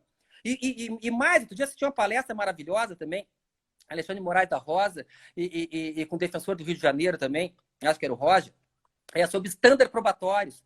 A gente continua prendendo e condenando as pessoas com base no reconhecimento pessoal, assim, viu alguém no meio da multidão correndo, de noite, final de tarde. E aí chega lá, mostra uma foto e tal, e está reconhecido. Agora, na época de coronavírus, querem fazer reconhecimento, audiências com reconhecimento pessoal por foto agora. Né? Eu não sei onde é que vamos parar, né? E aí, então, assim, a gente tem hoje em dia câmeras filmando tudo. Outro dia viu no Profissão Repórter lá, pessoas, uma tristeza. Eu chorei vendo um caso de um menino que queria ser jogador de futebol, São Paulo, que foi preso por roubo e tinha filmagens mostrando que ele estava em outro lugar, caminhando para o outro lado. E aí tem que a mãe desse rapaz, o Estado não tem estrutura para isso, a Defensoria Pública ainda não tem estrutura para fazer essa investigação, como nos Estados Unidos se faz, lá a estrutura é diferente, tanto que lá o promotor fica do lado da defesa embaixo do juiz em cima. Claro. Voltando àquela história. E o advogado tem poderes como promotor, até de convocação. Isso, e mais, aquela ideia do júri. Colegas começaram a reverter habeas corpus, mandando os juízes das comarcas modificarem a formatação do plenário, botando o juiz, o promotor do lado do defensor. Né? E aí ganhamos 1, 2, 3, daqui a pouco o Ministério Público juntou essa série de decisões de uma Câmara garantista lá do Sul, terceira Câmara na época, que antigamente era a quinta, né? Tempo do Aramis, saudoso Aramis Nassif, meu professor, né? Querido, até pai de uma colega minha, da Sabrina. E aí parou com o Joaquim Barbosa, que é oriundo do MPF. Não vamos conseguir discutir hoje as vantagens e desvantagens do quinto constitucional, se oxigena ou não oxigena a magistratura, enfim. Aí vem a decisão em suspensão de liminar, que depois perdeu o objeto, que era dizer o seguinte, que a tradição, o Ministério Público sempre foi do lado do juiz, e a lei dizendo que é na mesma altura, né? Não tinha o condão de retirar a lei superveniente, retirar o promotor do lado do juiz. E aí morreu Neves, prevaleceu aquela minha tese pragmática. Já que a minha mesa é lá no canto, eu levanto e caminho. Eu levanto e caminho, e levo meu chimarrão, pergunto se pode tomar chimarrão, vai dizer que não no Rio Grande do Sul, tu já ganha um jurado simpatizante, porque é tradicionalista. É tradição, mas, enfim, mas aí essa ideia de alguém ser punido, só se vê essa cultura querer se punir, ou as redes sociais, ou o jornal querer macular o juiz que é criterioso ao indeferir algum pedido da polícia. É criterioso ao substituir uma prisão preventiva por medida cautelar. E a gente está num julgamento de Facebook muito, muito triste, assim, porque os médicos agora estão sabendo o que os advogados e defensores e magistrados sentiam há algum tempo atrás, quando se falava em processos judiciais, cada um com a sua visão catedrática de Facebook. Agora se fala em medicina, o que é bom, o que não é bom para coronavírus, né? Eu brinco então, que eu tenho uma parente aqui que é analfabeta, mas no Facebook ela ganhou lá um diploma de cientista política, né? Porque você fala o que você quer, sobre o que você quer, e o que vale é o número de curtidas. Não, e aí, né? e fora quando são agressivos, né? A gente está lá tentando dar até tem no Facebook tem aquela coisa para liberar para todo mundo. Eu nem botei aquele texto para quiser mais gente ver. Eu boto meio que para mim mesmo ali, para ter minha história registrada, o que eu penso, para quem me segue, algum colega que quer acompanhar algum bom artigo que a gente se depara e posta, Claro. mas enfim, ali ficou uma terra de ninguém. É dedo no olho e abaixo da canela é pescoço. Abaixo do pescoço é canela, né? Mas a Mas você ideia sabe da que loteria, que tu queria falar da loteria dos percentuais. Vamos nessa isso, aí? isso. É, porque Tá. na loteria nós temos ainda uma questão mais interessante que eu vou colocar uma pimenta aí para você comentar. O estrelismo. Aliás, tem até uma série aí, né? Os Dois Olhos que Condenam. Aquela questão que você pega um fato que socialmente os jornais publicaram e o jornal já joga todo mundo contra o réu. O jornal não Sim. está sabendo, o jornalista não estava lá, ninguém fez perícia, não teve processo ainda, mas já está lá, no Que é o jornal, direito penal da estampado. tenista. Né? Vamos dizer que é o direito penal da tenista. Né? Isso, isso. É isso E aí. aí, o promotor com o delegado, todo dia no Datena. Todo dia no Datena. Ele, daqui a pouco, até se candidata, a deputado, a gente sabe como que funciona. Mas estou dizendo o seguinte, todo dia lá no Datena, e aí, segundo passo, escreve um livro, um romance policial. Vai lá, Livraria Cultura, Saraiva, Autografo. Quer dizer, você começa a transformar os atores do processo penal acusatório em astros. E depois a gente acaba descobrindo que o sujeito era inocente. Teve o caso aqui da escola base, em São Paulo, né? Muitos casos. Sim, Nos Estados tivemos, Unidos, tivemos, dois o aí caso, viraram tivemos sério. o caso do Israel aqui, que conseguimos reverter no STF também, né? Até.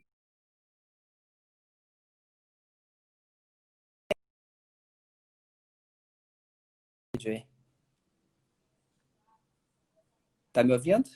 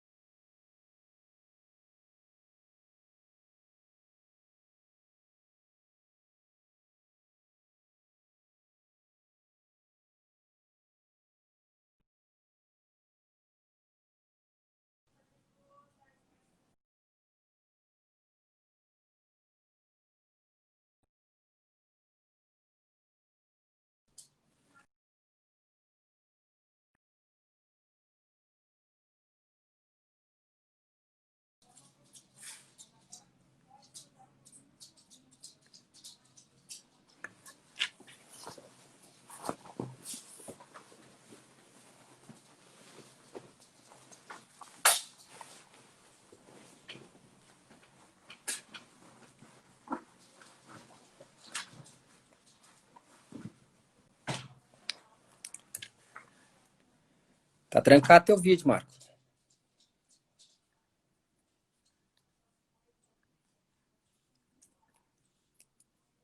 Tá voltando agora.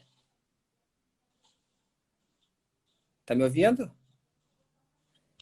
Eu tô te vendo agora. Tá meio pausado, não?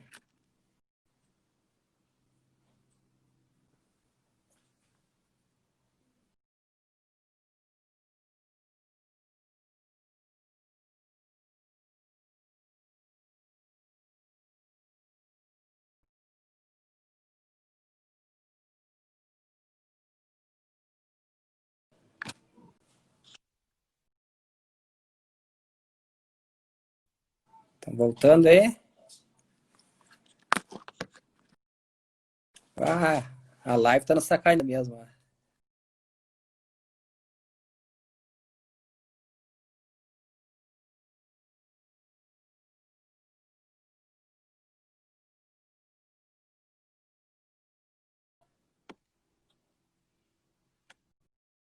Eu não tô te enxergando. Agora eu ouvi tu falar.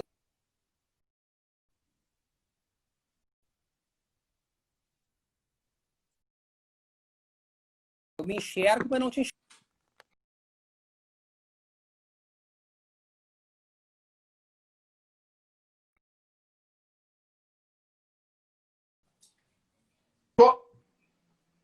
Agora voltou.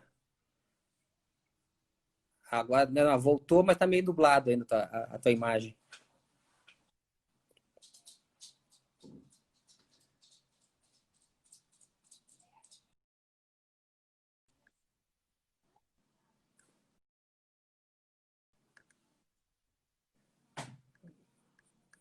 Tá, tá cortando.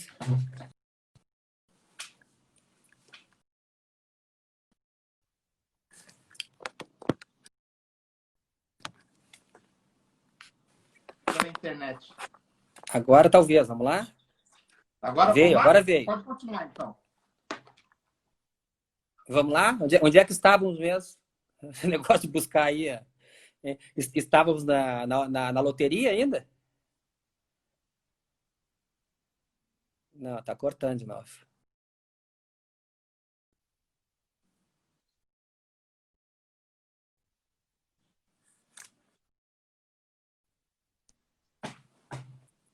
Tá escutando? O teu tá como se estivesse carregando ali. Eu já tentei deixar do Wi-Fi de casa, eu troco, boto no telefone. Eu coloquei no Wi-Fi também. Tá, agora tá vindo pelo jeito. Embora um pouco pausada a imagem. Melhorou? Voltamos? Eu tô te vendo normalmente. Agora voltou. Tá, vamos lá. Agora voltou. Hoje a internet não tá tão boa, então vamos caminhando pro final. Conta essa história, depois a gente faz outra live. Não, vamos contar essa história da loteria, né? Que ele tava falando, não.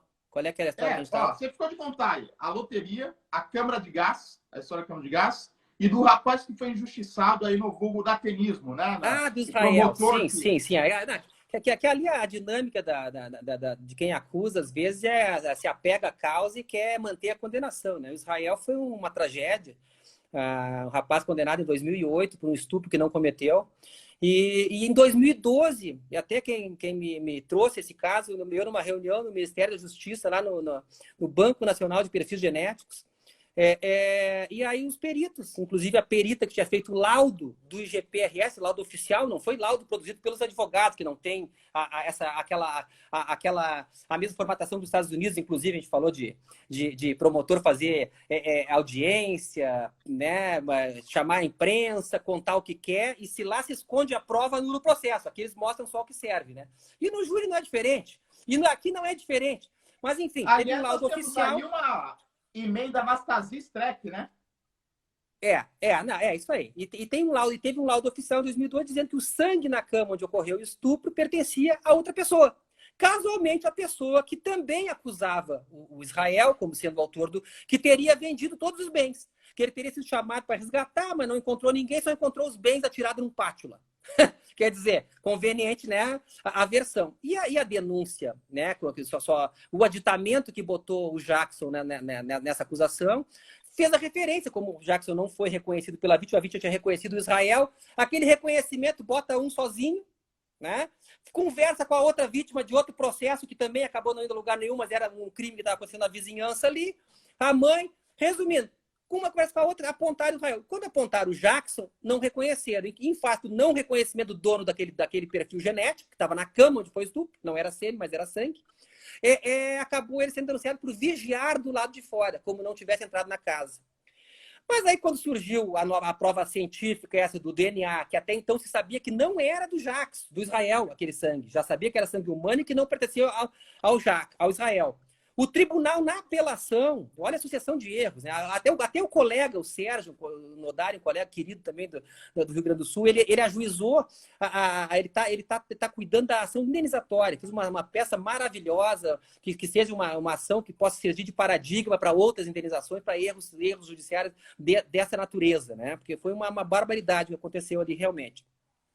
O tribunal, na apelação, manteve a condenação, dizendo o seguinte: além do reconhecimento pessoal e seguro da vítima, que é fundamental em crimes dessa espécie, que é aquele jargão de crime de estupro, né? Frases performáticas. É isso aí, é que nem todos os laudos de reconhecimento que é sem sombra de dúvida. A gente que já lê, já conhece. É que nem. Como até o falecido desembargador Scapini, garantista do Rio Grande do Sul, é bom de bola também, gremista, infelizmente. Lá aqueles laudos psicológicos e de avaliação social para progressão de regime. Eu, quando comecei em 2013, eu li aqueles laudos, eram todos iguais. Planos futuros inconsistentes, não tem o apoio da família, não demonstra arrependimento. Então, quer dizer, a gente faz tudo. Que é essa uberização, que eu usei esse termo hoje aqui, que é esse recorta-cola, isso é uma maldição para quem, e esse quem laudo trabalha e para mantém quem muita gente pensa. presa aqui em São Paulo, viu, doutor? Esse laudo aí mantém muita gente presa aqui em São Paulo. Aliás, a falta do laudo. É lamentável, né? Mas aí o tribunal, na apelação, inverteu as conclusões do laudo, Marco. O laudo que dizia que excluía o sangue como sendo de Israel, botaram a palavra não. Não exclui como sendo de Israel. Aí transitou em julgado, ninguém viu, até naquela pressa, né, de examinar, às vezes não se olha tudo, enfim, transitou em julgado. Em 2010. Em 2012 veio esse laudo, revisão criminal. O tribunal julga improcedente a revisão criminal, dizendo que foi mero erro de digitação e que a defesa queria imputar a quem não mais poderia ser julgado pela lei brasileira a culpa de um crime que o réu teria cometido. E quem abriu a divergência foi um desembargador que participou do julgamento da apelação como vogal. É aquela coisa, se discute se pode participar da revisão ou não, quem julgou a apelação, mas vamos lá. Você está defendendo o seu próprio acerto ou o seu próprio erro, né? Mas, enfim, segue o baile. Aí eu estou na reunião do MJ e me avisam, o caso Israel é o primeiro caso no Brasil que o sistema CODES, que veio dos Estados Unidos, usado em mais de 40 países, que é o cruzamento de perfil genético, né? E aí dá o match que vira hit. Aprendi alguma coisa sobre perfil genético, né? Alelos, etc. E aí, o caso Israel é o primeiro caso que nós tivemos, um caso de erro judiciário, saiu matéria no jornal local lá do Rio Grande do Sul, 4 anos para provar inocência, e tal, no fim demorou 8, porque só em 2018 ele conseguiu ser absolvido. Porque com esse novo laudo, revisão criminal, deu esse resultado. E nessa reunião pediram para eu ver o processo. Vou ver se é da Defensoria Pública. Eu lembro que eu saí da reunião, liguei para a minha corregedora na época, e ela conseguiu cópia do processo para mim. Inclusive, ela tinha feito a revisão criminal, a doutora Maria de Fátima. E aí examinei 8 volumes, examinei o processo, fiz um habeas corpus para o STJ. E aí ainda bem que eu tive paraquedas reservas, né? Porque absolver em habeas corpus, todo mundo sabe que é difícil reexaminar aprofundadamente provas, e a minha tese era a seguinte: se tem o sangue de alguém numa casa que só entrou um acusado, um agressor, e esse sangue não é desse agressor, por questão matemática, tem que ser absolvido. Era essa a minha tese, era a questão de revaloração de prova e de prevalência da prova científica, que era em detrimento ao reconhecimento pessoal, que tinha lá os seus vícios e tal, mas ninguém ia dar muita bola quanto esses vícios, só atentam para isso quando querem absolver. E foi o que aconteceu no Supremo Tribunal Federal. Aquela prova tarifada, né? Nem fala isso. Pode botar com pessoas parecidas, podendo. Se não tiver, vai qualquer um. Eu tive já estagiário reconhecido em crime de roubo, bota junto. É uma bagunça, mesmo em juízo, tá? Mas nesse caso, na polícia, foi só o Israel mesmo, né? Mas, enfim. E aí eu tive paraquedas reserva, que é a revisão criminal, depois que a Defensoria Pública ajuizou, um advogado assumiu, né? Apresentou procuração e assumiu a causa. No julgamento no tribunal de origem lá da revisão, acabaram não intimando o advogado, intimaram a Defensoria Pública. Intimaram errado, né? E aí eu despachei lá com o ministro e tal, e ele indeferiu o liminar, e quando foi julgar, reconheceram sua nulidade. Dizer que não poderiam aprofundar o exame de provas e mandaram fazer novo julgamento. Aí saiu uma matéria, tu vê que a imprensa, né, também atrapalha, mas às vezes ajuda, né? Aí matéria no Fantástico, aquela sensação de injustiça, termina na matéria. Depende quem vende a matéria para a imprensa primeiro, né? O Paulo Renato fez uma bela matéria. Até tu vê eu não sei se o réu vai, não vai. Eu digo, se tu quiser ir, tu vai. Se tivesse ido, tinha saído preso, né? Ficou em casa, lá, um repórter lá com ele no telefone, eu no tribunal, julgamento, conseguimos reverter um voto. Tinha sido 6-1, virou 5-2.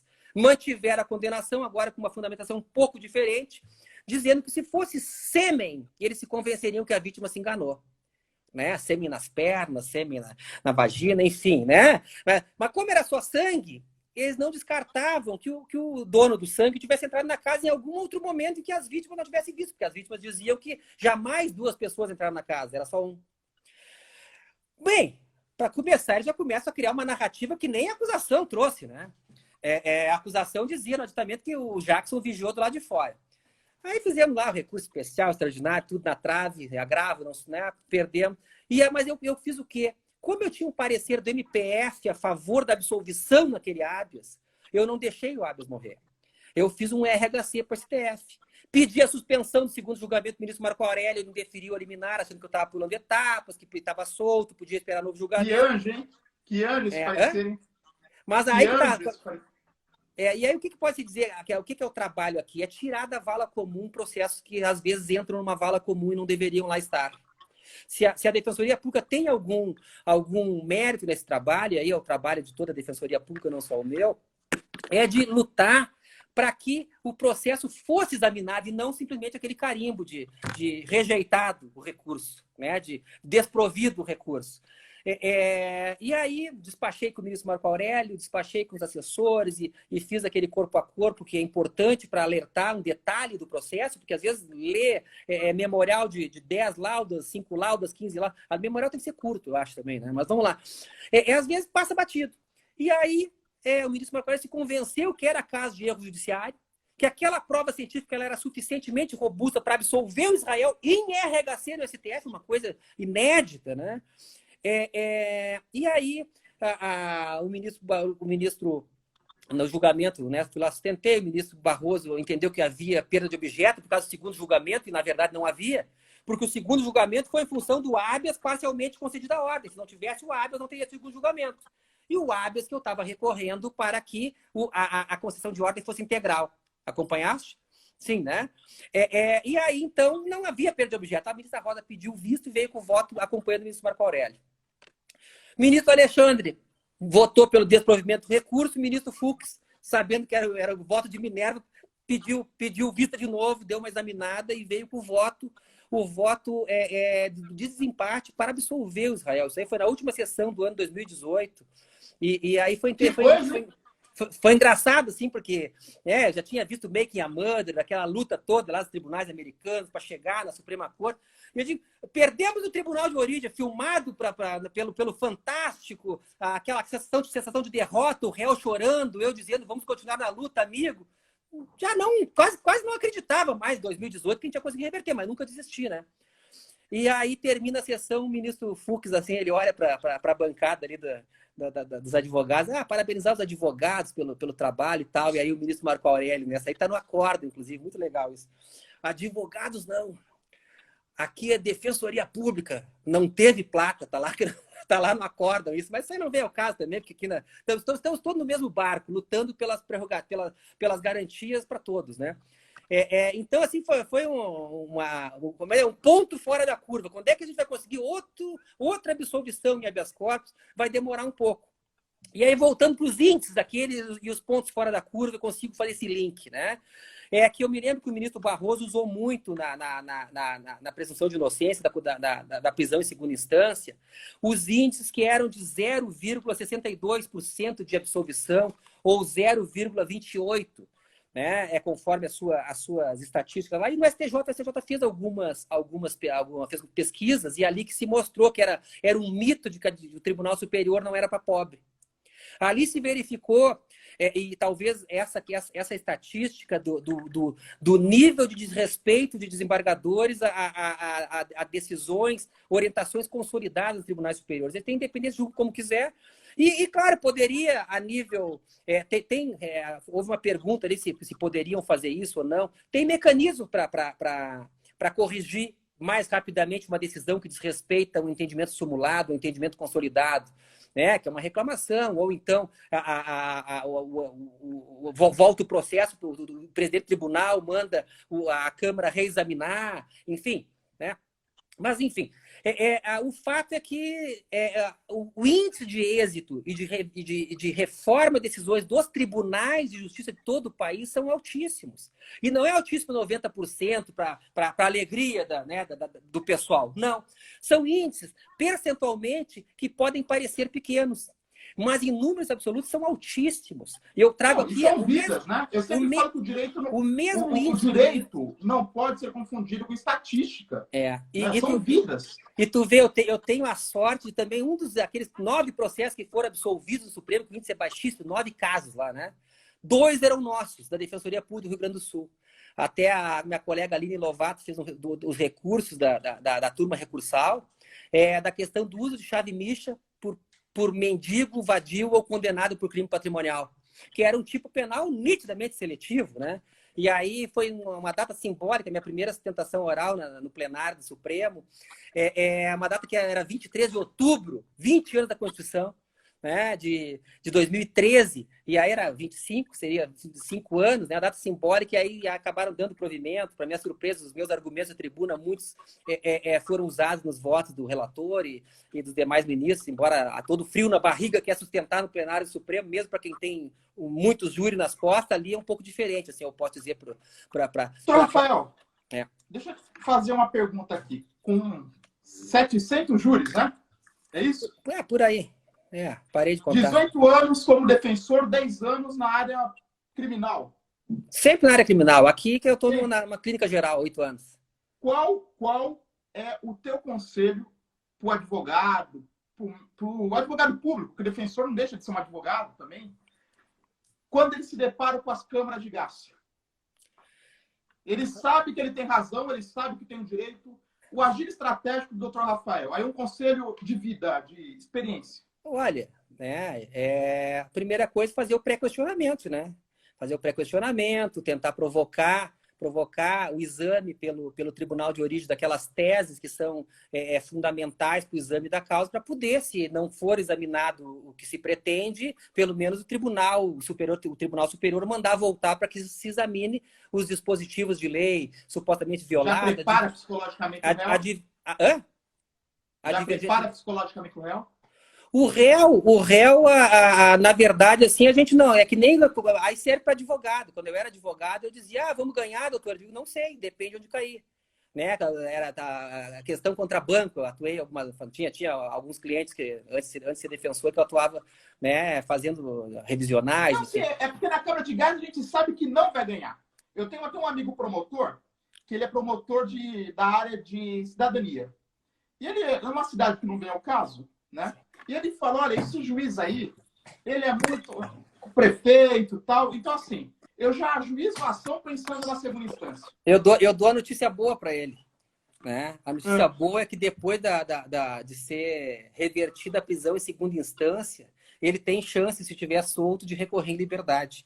Então a gente sempre tem que mostrar o lado bom, mas sempre ser sincero. Assim, eu fiz muito júri conhecendo o réu no dia do plenário, né? Pegava o processo pronto, e aí chegava lá e dizia, sou defensor público, vim fazer teu júri, o processo é isso, está sendo acusado disso. Ah, mas não fui eu, doutor, tu conhece o processo? Conhece fulano? Pois é, fulano diz isso. O que eu digo para o operador do direito? Tem que conhecer o processo, tem que conhecer os detalhes do processo, tem que saber mais do que o próprio cliente sobre do que tem naquele processo. Para que, quando ele te contrapor, tu teres argumentos para mostrar, não é bem assim. Eu quero que faça isso. Eu digo, não quer que faça. Aqui quem vai fazer vai ser eu. Tu não vai dizer o que eu vou dizer. Eu que sou o técnico, eu que faço. Se a tese não dá para brigar pela absolvição, nós vamos discutir aqui o privilégio, o afastamento da qualificadora. Então, e direito penal e júri tem que conhecer muito bem os fatos, né? Não é só direito. É isso aí. Tem que conhecer o direito também, evidentemente, né? Para poder ter uma ligação do que pode se fazer com aqueles fatos, né? Mas eu sempre lembro do filme O Cabo do Medo, né? Então, tipo assim, prometer coisa que não se pode cumprir, né? É um problema que alguns advogados acabam sofrendo, né? Para pegar o cliente, tem que prometer maravilhas. O defensor não precisa disso, viu, Marco? A minha colocação foi o seguinte: você saber que o cliente tem razão, mas você sabe que a Câmara de Gás, que é aquela Câmara do Tribunal, que não importa se você tem razão ou não tem, né? Ela julga daquela forma. Aí, o que eu acho que é o argumento? É tu manter a coerência, ser o mais técnico possível para que o teu argumento que tu usa para outros casos também tu use ali, e aí com mais cuidado ainda, para que tu possa levar a questão para uma corte superior e talvez reverter. E aí vão chegar nos índices para a gente chegar, que é fazer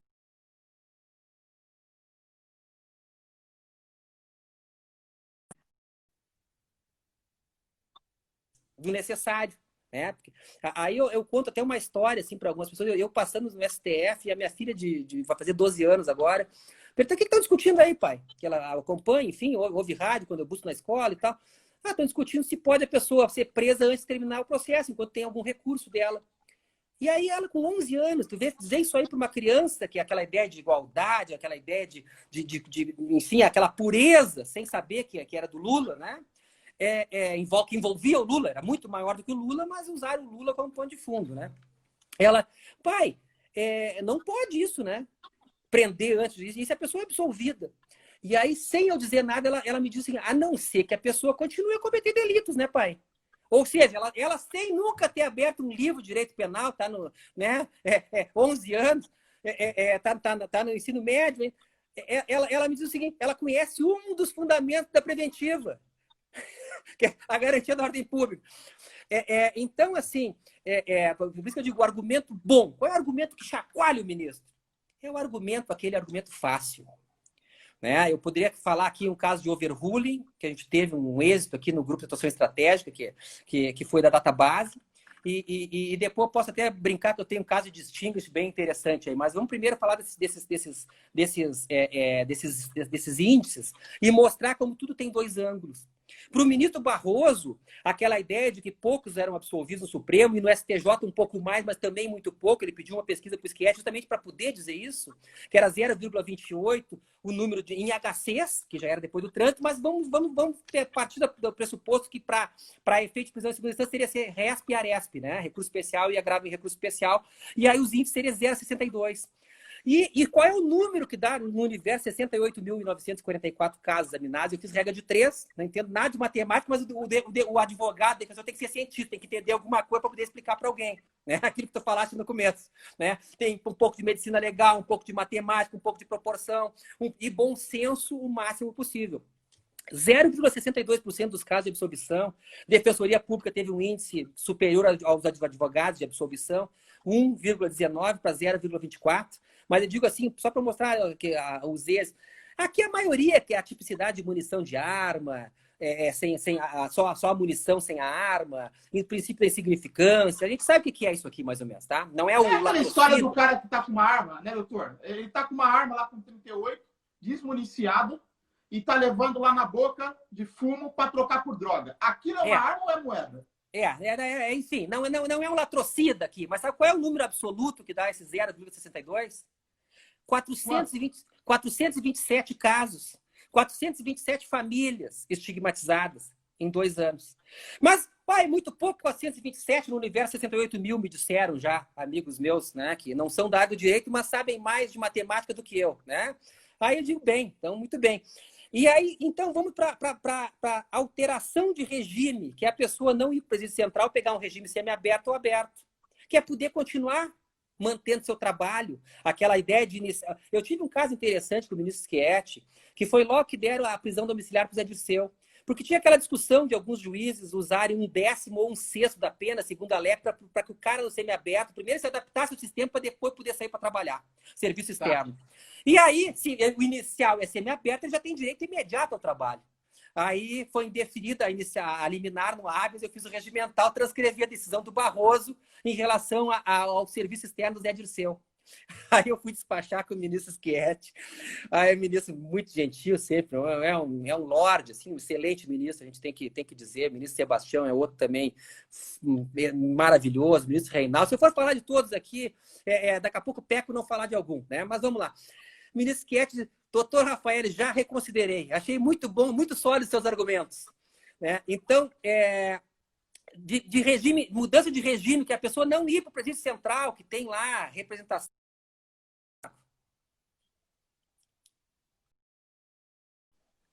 O teu está cortando. Ainda bem que eu estou falando, mas eu estou ouvindo. Tá, mas eu não estou dizendo, eu vou falar. Tá, O presídio central tem representação na Corte Interamericana de Direitos Humanos, enfim, né? Na comissão, tem que fazer essa distinção. O número absoluto dá 9 mil casos, Marco. Uma alteração de regime para a RESP é 4,57, defensoria 8,14, 1,96 advogados. tá? Daria 3.150 casos. Somando com os HCs, que dá mais 4.000, que dá mais 5.957, tá? Que seria ainda um percentual também, somando regimes de aberto e semiaberto, a 12,66, daria 9.000 casos. Ir para o central. De subscrição de pena, ou seja, que não precisaria nem se acompanhando aí. Está conseguindo, não?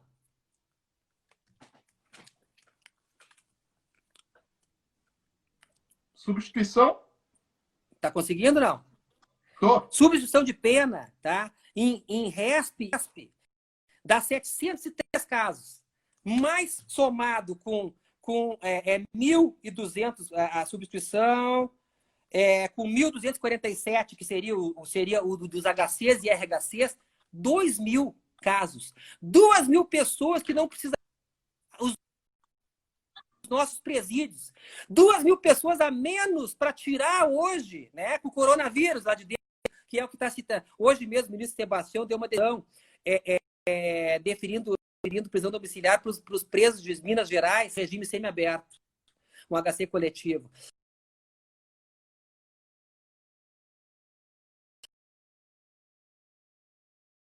Alguns ministros, mito de que é só para rico a Corte Superior, ele tem sido desfeito dia após dia. Né? As defensorias públicas têm tido, às vezes eu brinco com colegas, a pequena vitória eu tenho que soltar foguete, mas é uma pequena vitória. Né? Eu vou contar um caso interessante, assim, que é essa aí com o ministro Reinaldo, que é outro querido também, porque eu tenho, além de ser excelente ministro, uma pessoa maravilhosa, encontra no STJ, Doutor, ele para, nós temos 13 minutos para dar uma hora de novo, que vai cair. Eu consigo matar o overruling e o distinguishing, tá? O overruling primeiro, o caso da Tabase, aquele caso de, pô, isso aí vai ter que ser muito rápido para contar para terminar com o distinguishing, né? Que é o distinguishing meio folclórico. Doutor Enéas Carneiro. Hã? Tem que ser igual o doutor Enéas Carneiro na propaganda eleitoral. Só. Vamos lá, tá? O primeiro caso, o que é? Em regra, a gente tira da vala comum e corrige erros de julgamento do ministro, né? Que deu provimento para passar insignificância e restabeleceu a condenação, mas o processo não foi nem instruído, foi absorção sumária, por exemplo, tá? Ou que tem que voltar para o tribunal julgar demais teses da apelação. Então, primeiro, ou na dosimetria, se deu provimento ao recurso, mas não se fez a dosimetria correta da pena, corrigir via embargos, enfim. O nosso trabalho, no caso concreto, primeiro é esse. Mudar a jurisprudência é um processo mais difícil, mais demorado. Por quê? Porque os ministros eles julgam com base nos seus próprios precedentes. Tá? E muita decisão monocrática. Tá? O que estava acontecendo? Database, quem não é de execução penal talvez tenha alguma dificuldade.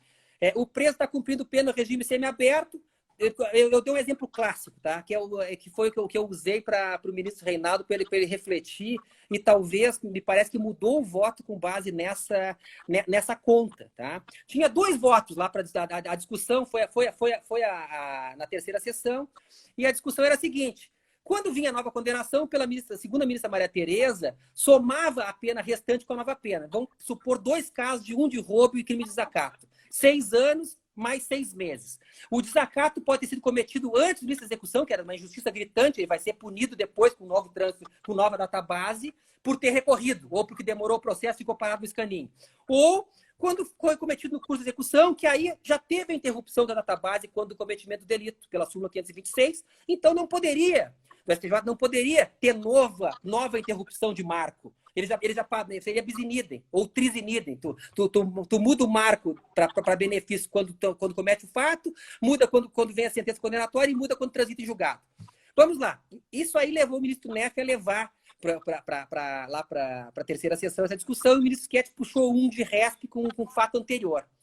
A conta do ministro Schettino, maravilhosa lá no voto, mas uma conta um pouco mais complicada, porque era um cometendo... lendo o acórdão lá, dá para ver que é um pouco complicado.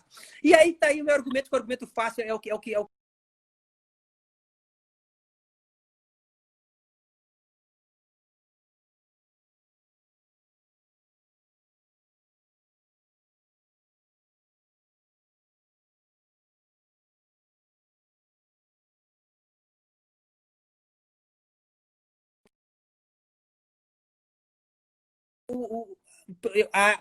Tá ouvindo, Marco?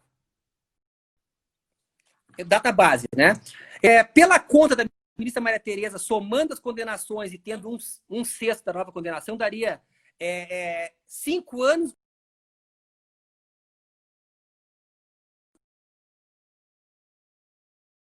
Um mês para progredir se fosse. Tá? Faltaria um mês. Vindo uma nova condenação de 6 meses, somaria 5 e 7. Pela conta da ministra Maria Tereza, daria 5 anos, 11 meses e 10 dias. 11 meses a mais para uma condenação de 6 meses de regime semiaberto, digamos. Tá?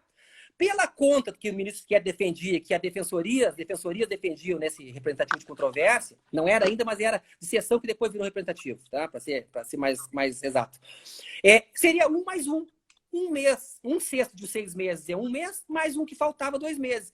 Ou seja, a diferença de 9 meses de um para o outro. O ministro Reinaldo mudou o voto, tá? Que estava já encanado pelo perceber da reunião, e acabou votando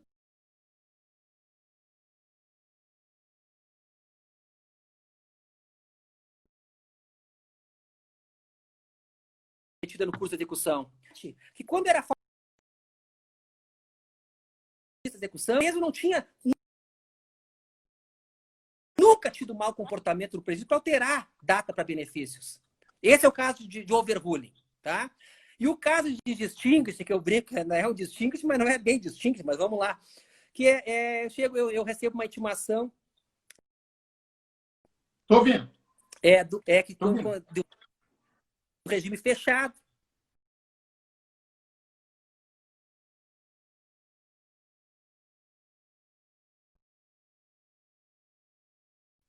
Para cuidar da horta e do canil. Só que era do lado de fora do presídio, no pátio. E aí, o juiz de primeiro grau bancou, deferiu serviço externo para regime fechado. Esse serviço aí, tá? O tribunal manteve e veio o recurso especial, o ministro Reinaldo deu provimento dizendo que para regime fechado só com escolta. Sem escolta, nada feito. Aí eu me deparei, mas pô, o cara eu fui aí, o que eu faço? Examinei o processo, aquela coisa de vício do júri. Vamos ver quem está a execução desse moço. O cara, 11 meses na mesma situação, inalterada, cumprindo lá bonitinho as regras, nunca teve nenhuma falta. Ou seja, o diretor pegou um preso exemplar, não era ladrão, não era latrocida, não era roubo, né? Enfim, era um homicídio sem ser serial killer. Tá? Aquele cara o passional que nunca mais ia matar ninguém. E precisando de mão de obra, que não teria no presídio, ele botou alguém para fazer. E aí eu falei para o ministro, eu não ia recorrer para a jurisprudência de acordo com a sua decisão, é essa mesmo, regime fechado só com escolta, mas sabendo a sua sensibilidade com as causas de defensoria, tem um detalhe aqui, ministro. Esse preso, ele está, desde então, se o risco é fugir, ele não vai fugir, ele está desde então sem fugir, está lá cumprindo, ele está ajudando. Vão morrer as alfaces. Aí o ministro deu risada das alfaces e tal, né? Deixa esse cara trabalhando lá, se for o caso, né? Se Vossa Direito entender e tal. E aí, alguns dias depois, veio a decisão, o ministro reconsiderando, dizendo que o caso tinha particularidades. Que o preso ele não estava andando na rua, era dentro do presídio, que ele estava e que não tinha risco de fuga, prover o recurso que tinha sido provido. Então, assim, Marco, encerrando, que bom bater esse papo, contar um pouco das nossas peripécias, das coisas, lealdade, né? Defensoria tem que ter um juízo crítico do que faz, um pouco maior do que o cliente está pagando, né? Então, eu espero ter colaborado com a tua live, claro, com esse nosso bate-papo aí. Muito gostoso de minha parte aí. Quero desde já te agradecer, doutor Rafael, falando com propriedade sobre o processo penal.